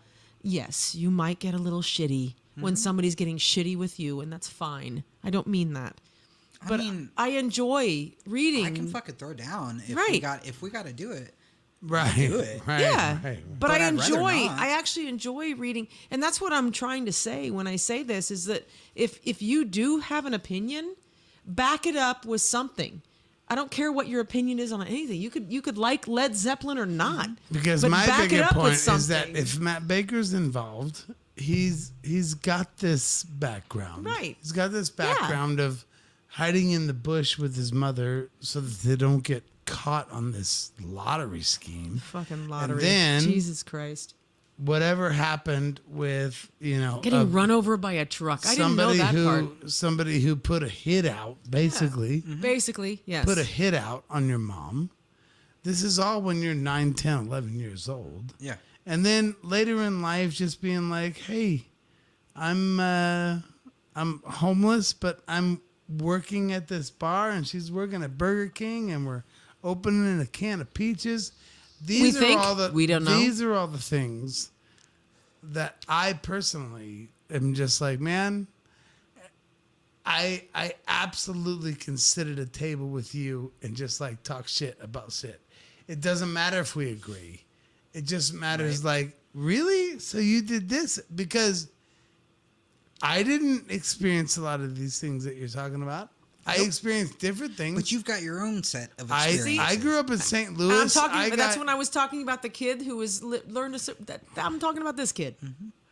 Fucking namaste, man. Right? Yes. He Like grew up I'm very a blue differently. collar St. Louis fucking Republican as fuck. White I'm kid. not Republican as fuck, but I'm just saying That's what you were raised that's around. what I grew up around, like blue collar Anheuser-Busch. All my dad, my uncle, my grandpa, they all worked at You know Anheuser-Busch. what's interesting too is And so how we many just times- produced beer. Yeah. And so it was simple, but it was also super blue collar. Super complicated Right. though. But how many whatever. it's interesting to me as an outsider, to somebody that's like existed outside of that political dichotomy for so long. It's interesting to me to look at it and see how many times the Democrats and the Republicans have traded blue collar. Right. Where it's like, I'm a blue collar amen Republican. Oh, I'm a to blue collar that. Democrat. I'm You're a right. fucking, Right? I'm blah blah blah, and like how many of them get to claim the blue collar Right. like credentials? Right. So who gets it? Who gets the blue collar? Jesus. It's the workers. It's the right? workers, the Like, it's motherfuckers who are doing this fucking- shit. Yeah, it's the people. Dude, exactly. But whatever. Which is so funny because my dad, again, he worked at Anheuser-Busch his whole life. He retired there, whatever. His brother also did the whole same thing. His brother was very staunch left. My dad was very staunch right. How did that happen? So I don't know how that happened, what was your grandpa? But my grandpa was. And they were both brewers Doesn't- or Yeah. involved in the They brewing were brewery industry? workers. No, they both were Full brewery on workers. blue collar. Union shop? And I was, See, and that's the I thing. was the typical like Thanksgiving, Christmas, everything fucking sucked. Huge. It always Eruption. sucked because usually my dad and his brother would get in some kind of a big Right. huge fight about shit. But what's weird But is, they worked at the same place. They But- were both blue collar. but wasn't your dad union too? Yeah, but- I'm saying, and his brother. But it's was only too. recently, like it's just in the It last became probably 30 left and years right. that the Republicans really took the anti-union stance. Before is that, weird. you could find a lot So of pro-union fucking weird. Republicans. And you Yeah. could find a lot of anti-union Agreed. Democrats. Agreed. Like, Yep. Well, and there's this wave. Where's Jimmy right? Hoffa buried? who knows, Giant right? Stadium? Yeah, I don't Giant know. Stadium. You think it's Giant Stadium? I don't I know. think he's a fucking speed bump somewhere. He could be under the MSU complex right now. I don't fucking know. But anyway, union yes or union no? Absolutely, yes. Right, of Yeah, course. I fucking think power to absolutely the people yes. all day. Yeah, it's interesting because one of the things that I grew up with I was raised very left, very Democrat, very hippie, very my parents, I say they're pseudo hippies. They weren't really hippies. Right. But they were, whatever. Anyway, so fast forward to a time when my dad worked for the Bell Labs and all this shit for years and years and years. He was part of the internet. The internet in the beginnings of the internet. Okay, so there was a time he was working for AT&T in Lee Summit, Missouri, and it was a huge, huge building, and there were some union workers that were going on strike. Okay, but he was an engineer, so he was the white collar. He was the white collar guy trying to go to work to keep this business going for these blue collar guys. And so there was a time where I was trying to understand it as a 14-year-old, Right. what the fuck all this meant.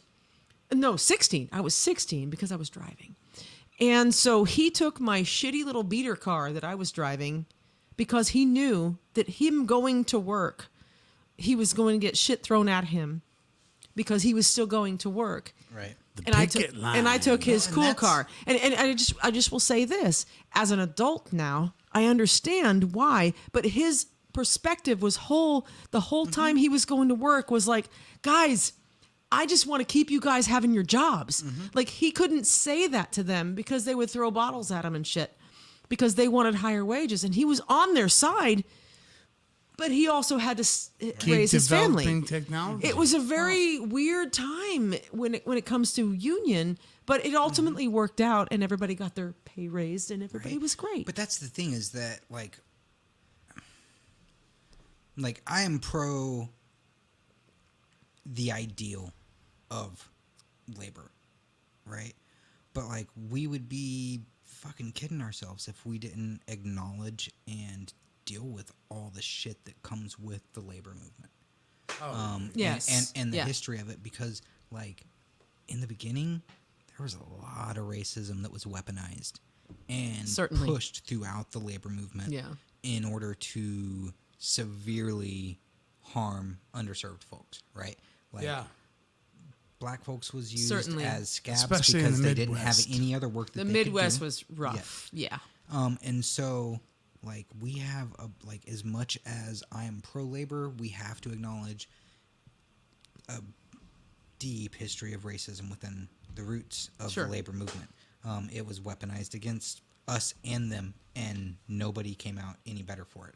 Yeah. Yeah. And it's the same deal with this, where like, sometimes we just got to get good at owning our bullshit. Yeah. Because until we can do that, we can't ever get to that place of healing, of moving on, of, fucking Getting realizing better. our potential, right? Yeah, Because yeah. we got so much potential. And as you stated a little bit earlier, you were like, actually, a question that I had from my parents when I was a little kid is trying to start understanding politics. I'm like, why does everybody fight? Because we all want the best for us humans. And I still stand with that today. I was probably 10.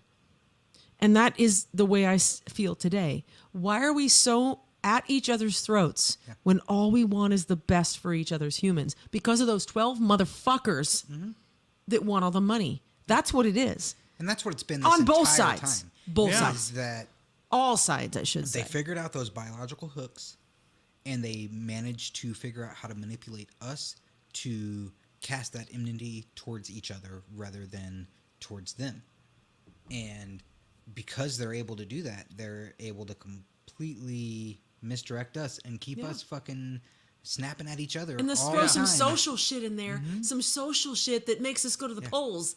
This fucking, I'm sorry, back when Bush was running, the social shit, the gay marriage or whatever it was all to get people to the polls to vote for them. Both sides. And it's irritating to me when they throw this social shit out when we're fucking paying $7 for gas. It's like, hang on a second. I want to vote for this guy because I want to marry this woman. Okay, but what else is happening? And vice Right. versa. And vice Well, versa. and I get that, but you also have to consider that your position on that is privileged, where you aren't directly and negatively impacted by those laws that they are working on, and so I it may agree. seem frivolous Yes. to you. It's Yeah. not. I but don't. it's I don't not, think it's not frivolous. necessarily frivolous. I don't to think it's them. frivolous, but there's deeper, deep set shit Right. that's hiding Well, underneath and that that's the umbrella core- of these social issues. Like that's the core of the the actual leftist position too. Is it's the workers' position, and so there's that sort of class reductionism. There's that sort of race reductionism where it all boils down to ultimately it's the workers, and we're all being exploited by the bosses. Sure. Yeah. essentially, Sure. Right. That's extremely simplified, but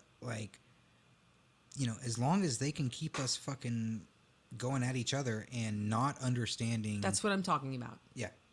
As long as they can keep us not divided, understanding that we have that common. then those ground. upper echelons make all the money. And which is ironically, generally how a lot of right feels as well. Yeah. Like we don't want to work for the man to the extent of you're fucking our lives over. It's so wild to me because we talked about this an hour and a half ago. It's so wild to me how we're all actually saying the same thing. Exactly. That's what I'm talking about. So Drives me with fucking all of our crazy. tiny little differences of like, but this and but that, okay, fine.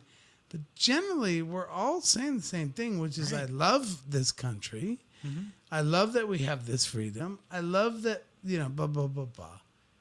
And why is I it? love Who my is kids. shaking I the love- fucking jar? I want what's best for them. Yeah. And who's shaking the jar and who benefits from us being absolutely at odds with each other and Yeah. not recognizing Right. our common humanity. right. Yeah.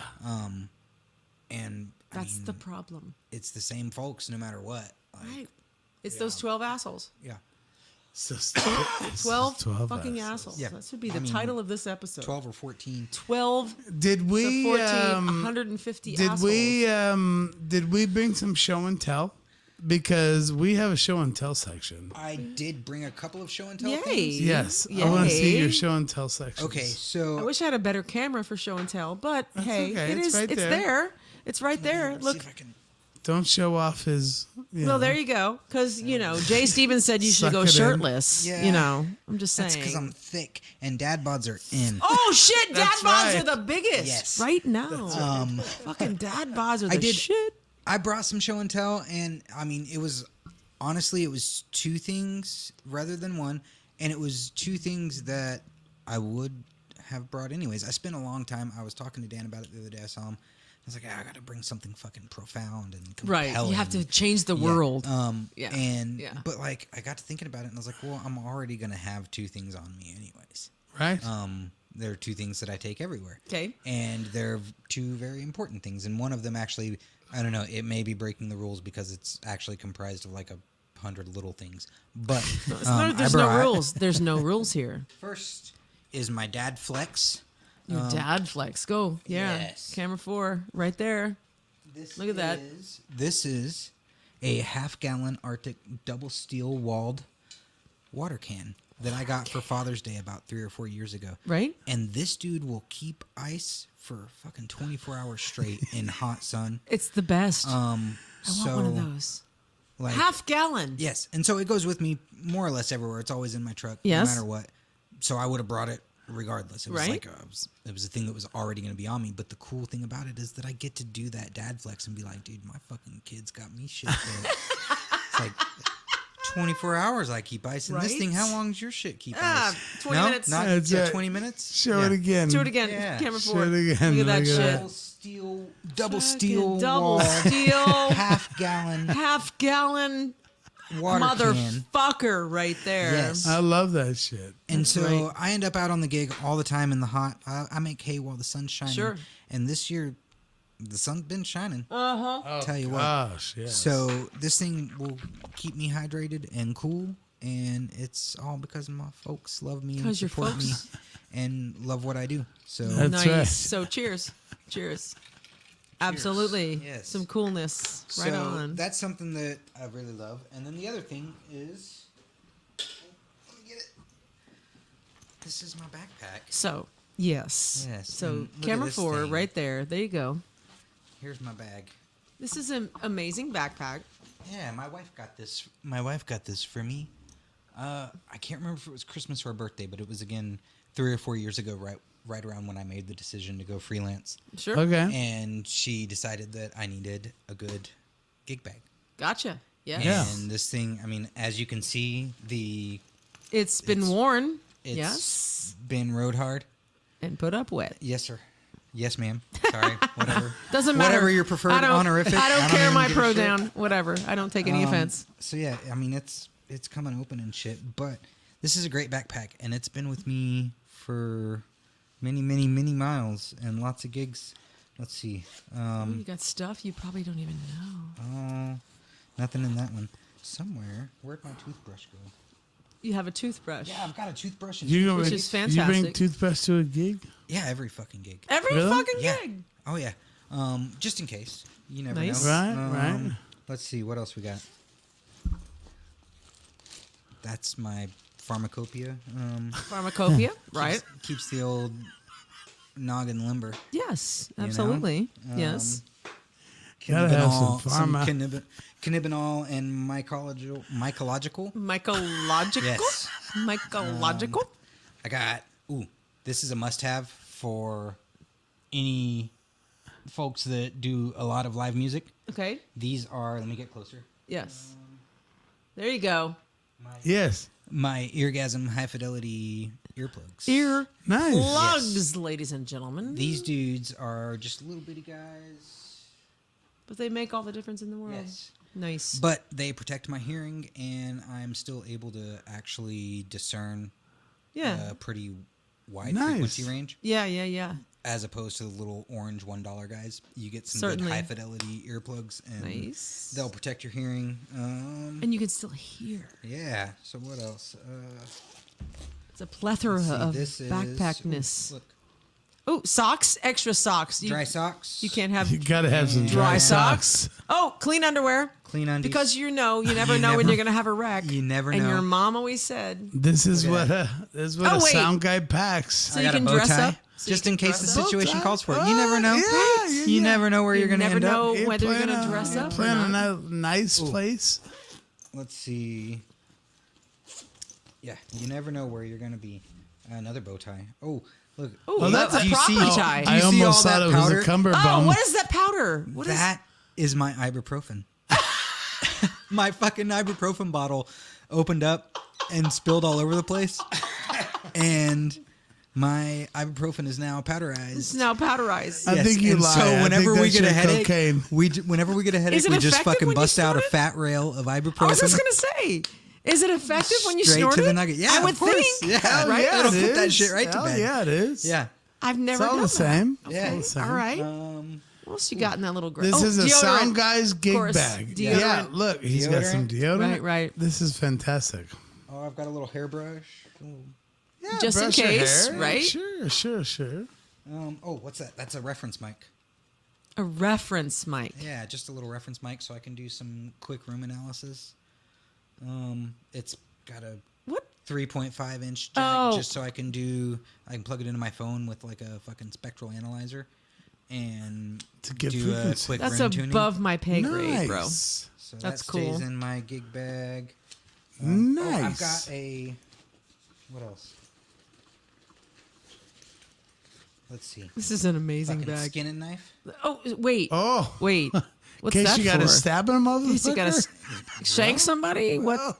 You don't know. You don't right? know, right? Some safety. Dude. I've been in some weird rooms. No, I got you. I know you know.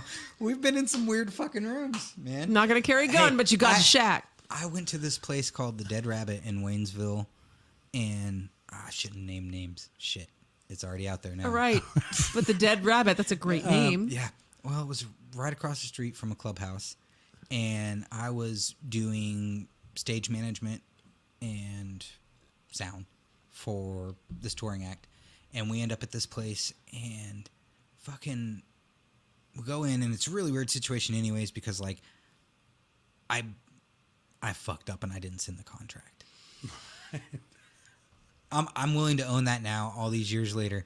But, like, at the time, I was like, well, I don't know why you didn't get the email. It should have been there. I don't know. Now you're like, maybe I got the wrong "Ah, email address. shit." Whatever. I know. I just fucking didn't send. Gotcha. All right. But anyway, so they didn't have the contract, so they never actually confirmed us. But we undertake the effort to parlay into actually having this gig tonight. Right. And our road manager decides to play the jukebox. Fucking shout out Colt Yearwood. He decides to play the jukebox, and he plays fucking Bloodhound Gang's The Lap Dance Is Always Better When the Strippers Cry. Right? And this is like this is in Waynesville. Raunchy. And like we're struggling to fucking redeem this contract, and Colt puts on the Bloodhound Gang, and we fucking pull it off, right? Like, and we're gonna have a show. So we go to the hotel, and fucking like this was in the middle of a transition between road managers because our other road manager booked us a hotel in the middle of a lake. It was apparently a seasonal hotel, and it was out of season. So we fucking try to go to the hotel, and it's in the lake. So we go find a different hotel, and we take showers, and we go back to the gig. And when we walk in the fucking door, dude, this place that was empty, and like the three old fucking farmer dudes like whip their heads around when we play the Bloodhound Gang. Like this place is fucking full of dudes that are like slapping each other in the back and saying like white power and shit. Oh, like, shit. White power, white power. And we were like, oh fuck. Ooh. Dude, we fought to preserve that contract, and like we got to get paid. Right? So what do you do? Right. Play the king. You fucking play the gig. Play the Right. king. Those dude made the best chicken wings I ever had in my life. I called Christina and I was like, what am I going to do? And she was like, dude, just keep your fucking liberal mouth shut. She's like, she's like, eat them. Eat up She's those like, chicken your wings. She's like, you're fucking white, dude. You'll be liberal fine. mouth Just shit. keep your fucking liberal mouth shut. And eat your damn and chicken you'll be wings. fine. Right? And I mean, Made some bank? White Yeah, racists know how to make some chicken That's wings. right. apparently. No, this dude fucking was like a chef for the Reagan administration. Oh, Like, shit. It was legit. It's fucking systemic. Chew that. They can make some wings. God, Matt fucking Baker, thank you for being here. This has been fun. Is there anything else? Any final words? Any coughing you want to do? Or Stuff you got Excuse me. coming up. I'm staying limber. stuff you want to talk about? Yes. There actually, I should have fucking plugged it in the beginning when we course. actually had people listening. But hey, we can make it as a But on Thursday, so 2 weeks from today, Thursday the 18th, I am hosting a production instruction series of seminars. It's this deal that like I've wanted to do for a while, actually since I was working at Guitar Center. okay. At Guitar Center, they made me teach like these studio recording made easy classes and live sound made easy classes because I was like the pro audio department manager, and so I had to teach these classes. And I always thought like, dude, I could do so much better than these bullshit classes. And so I've always wanted to do it, but I never really felt like I could because, you know, fuck, I'm just a dude trying to work. Who am I to like Right. tell people I feel how ya. and what to do? I feel you.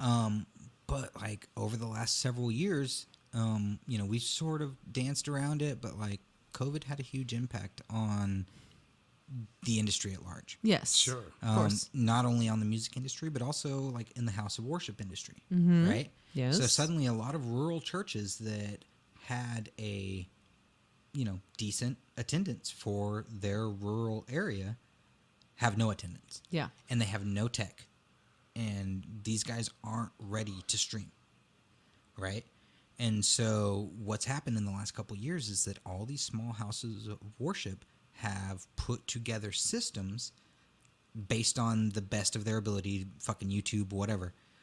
So they put together systems so that they can get their message out. Yeah. Even though, I mean, and now we're starting to see things kind of open back up, but fucking monkeypox or whatever. Like, who knows where shit's going to be. But the point is that now suddenly they're like, you can't throw a rock without finding a small house of worship that has a tech team that's way in over their heads. Yeah. Yes.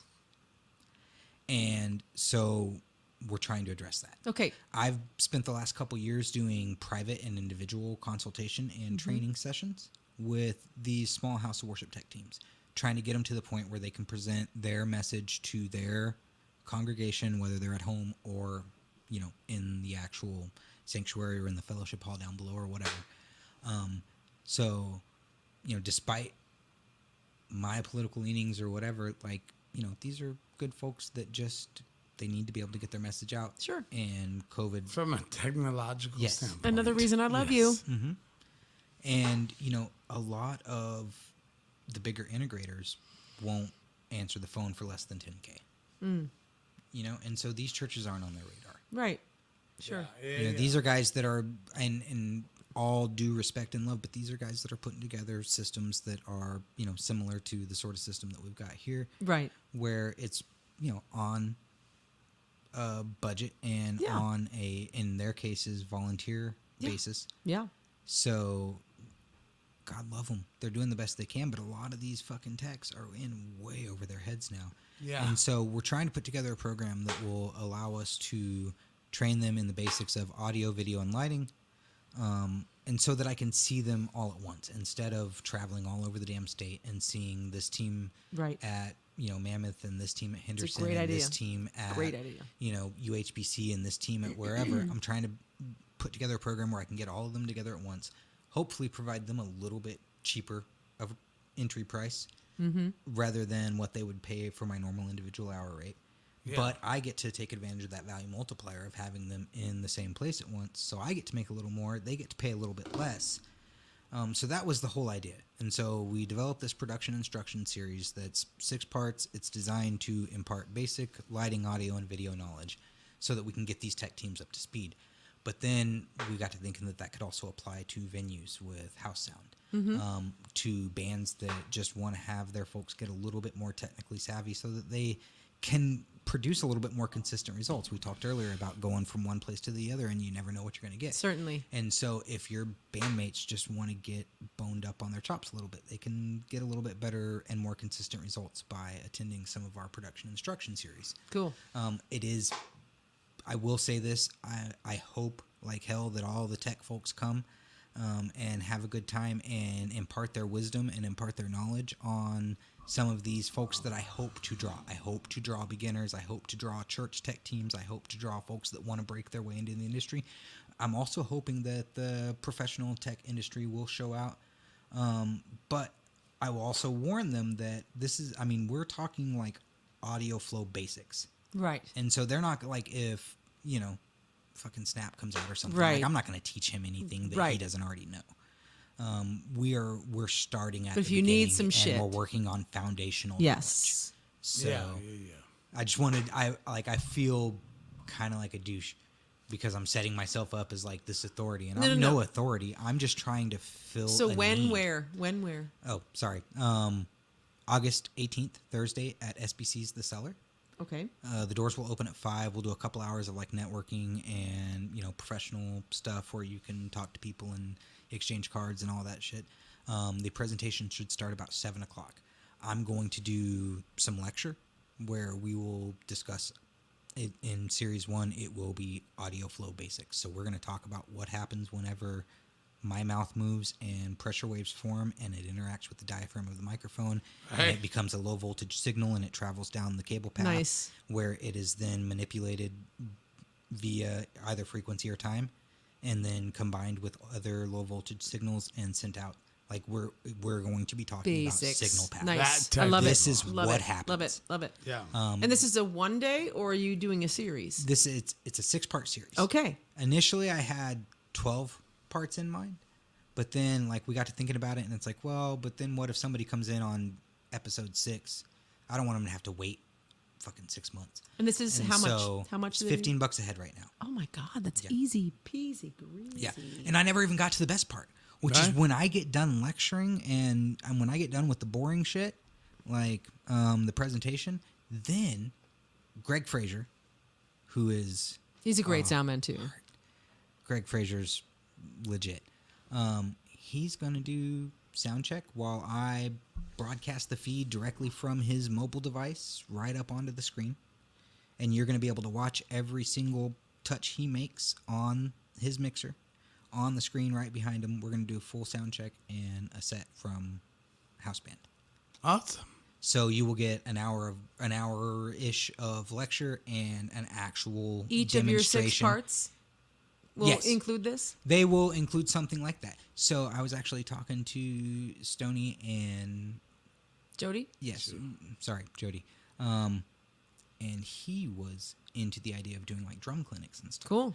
And so I'm totally open to the idea of expanding this to like as many cool and badass workshops as All we of can that, shoehorn yeah. into it. Certainly. Yeah. Yeah. You know what I mean? Like, Yeah. yes, For please. sure, for sure. Bring me all those Right on. ideas, and we will shoehorn every one of them into this product. Because how cool is that? Yeah. I would No, have that'd be killed. great. Absolutely. I would have killed to have that whenever I was Certainly. starting. Yes. Yeah. And so that's what I want. For sure. For is, sure. Like, And it will only better the community. I don't care. Yeah. Even if you're just here, there's a lot of bands that actually run their sound from the stage. Mm-hmm. And so Yeah. this will better you. If you're watching right now and you run your sound from the stage, Yes. this will better you.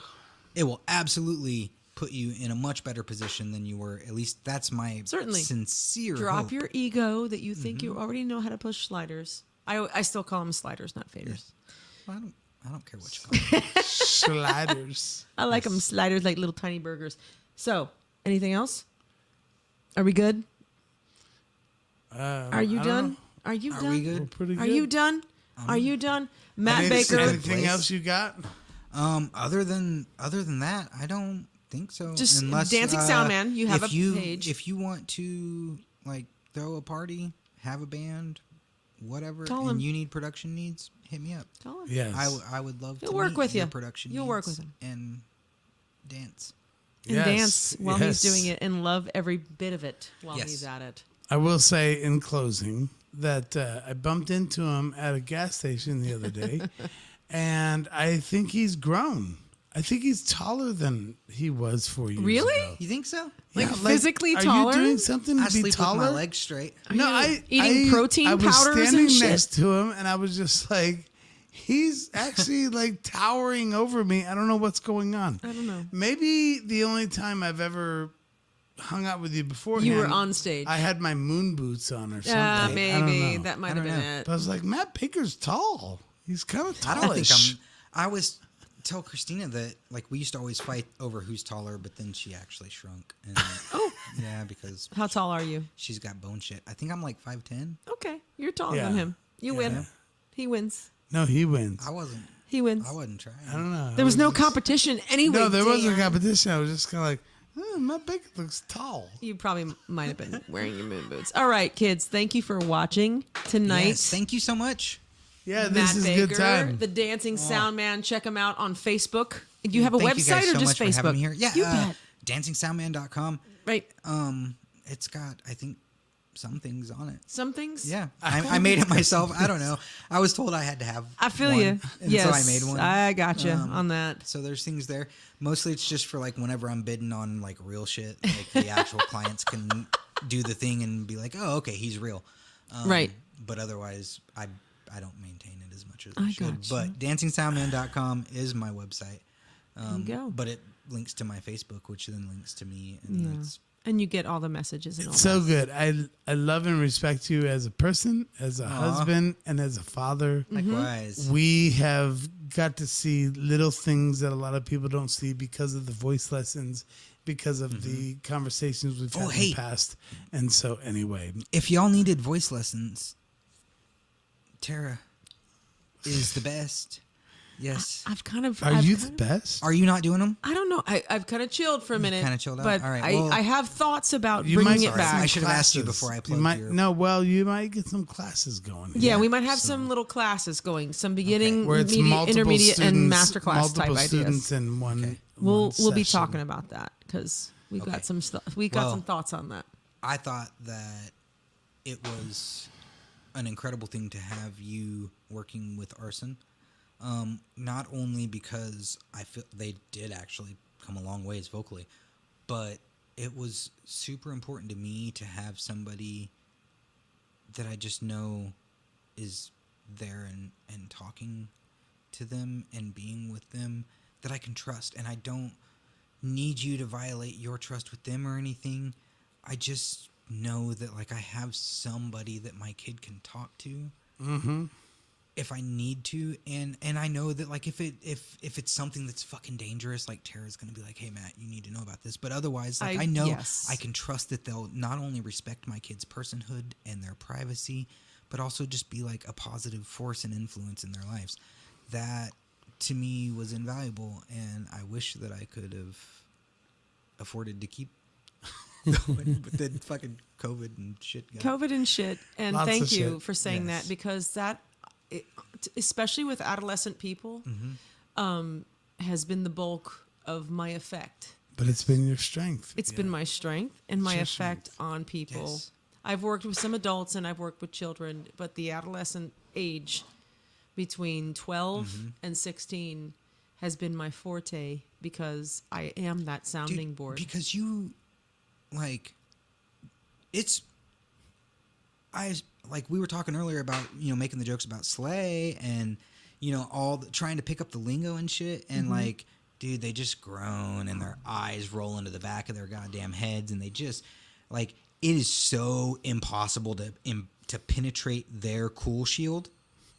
And you're just like, you're there already on the inside of the cool shield. Yes. Well, you didn't have to do nothing. You're just there. And you're I've been cool. schooled. I've been Yes. schooled on the cool shield. Yeah, you're just inside it already. You fucking. I Well, was Chris- raised by non-judgmental people, and I think that's where it starts. And Christina Baker said, "Don't give him a big head." She definitely was taller than me when we met. No, she's short.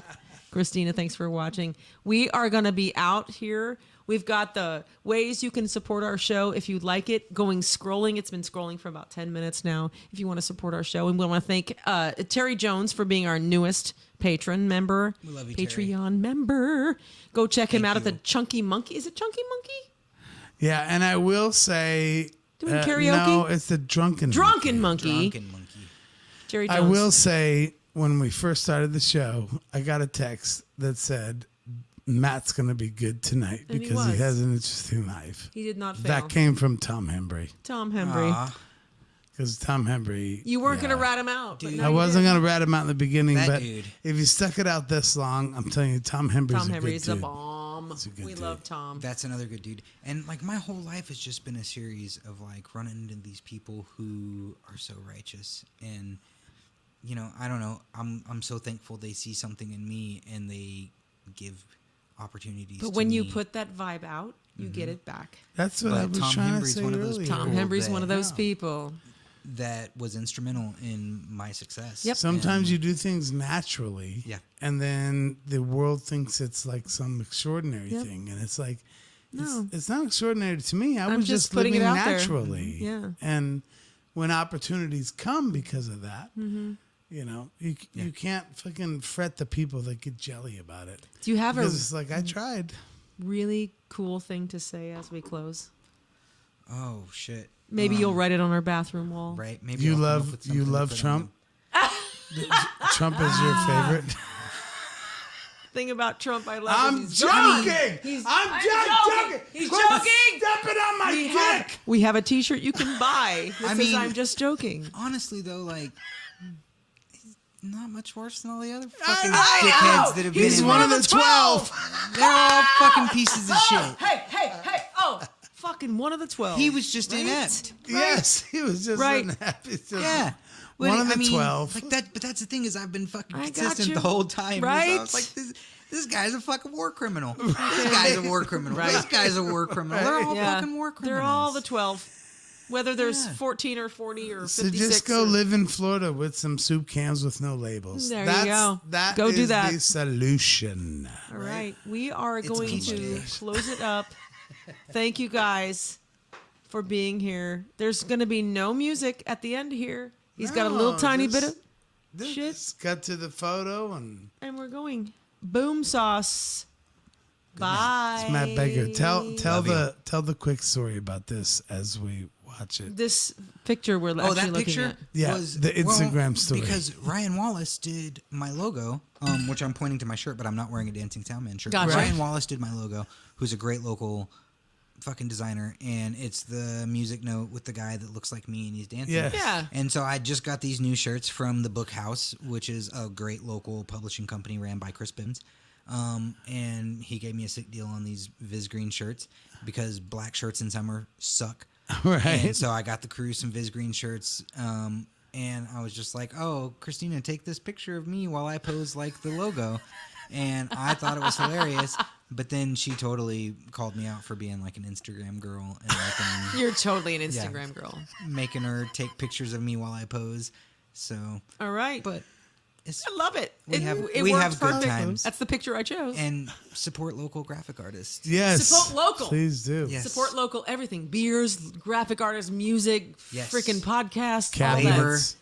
Yes. Cabinets, all of it. Cabinets, Weed, all kinds of shit. local. Get your mushrooms local. Get your mushrooms fucking local. weed local. Right. Hey, did you know that since I want to say it's 94, mom and pop growers in the U.S. have supplanted the South American market by like 97%. Did not know that. That's fucking local. That's the power of local That labor. is Let's do it. power. You know what I mean? Let's do Yes. Support local. Yes. Support Missouri made. local. Bye. Missouri made. Bye.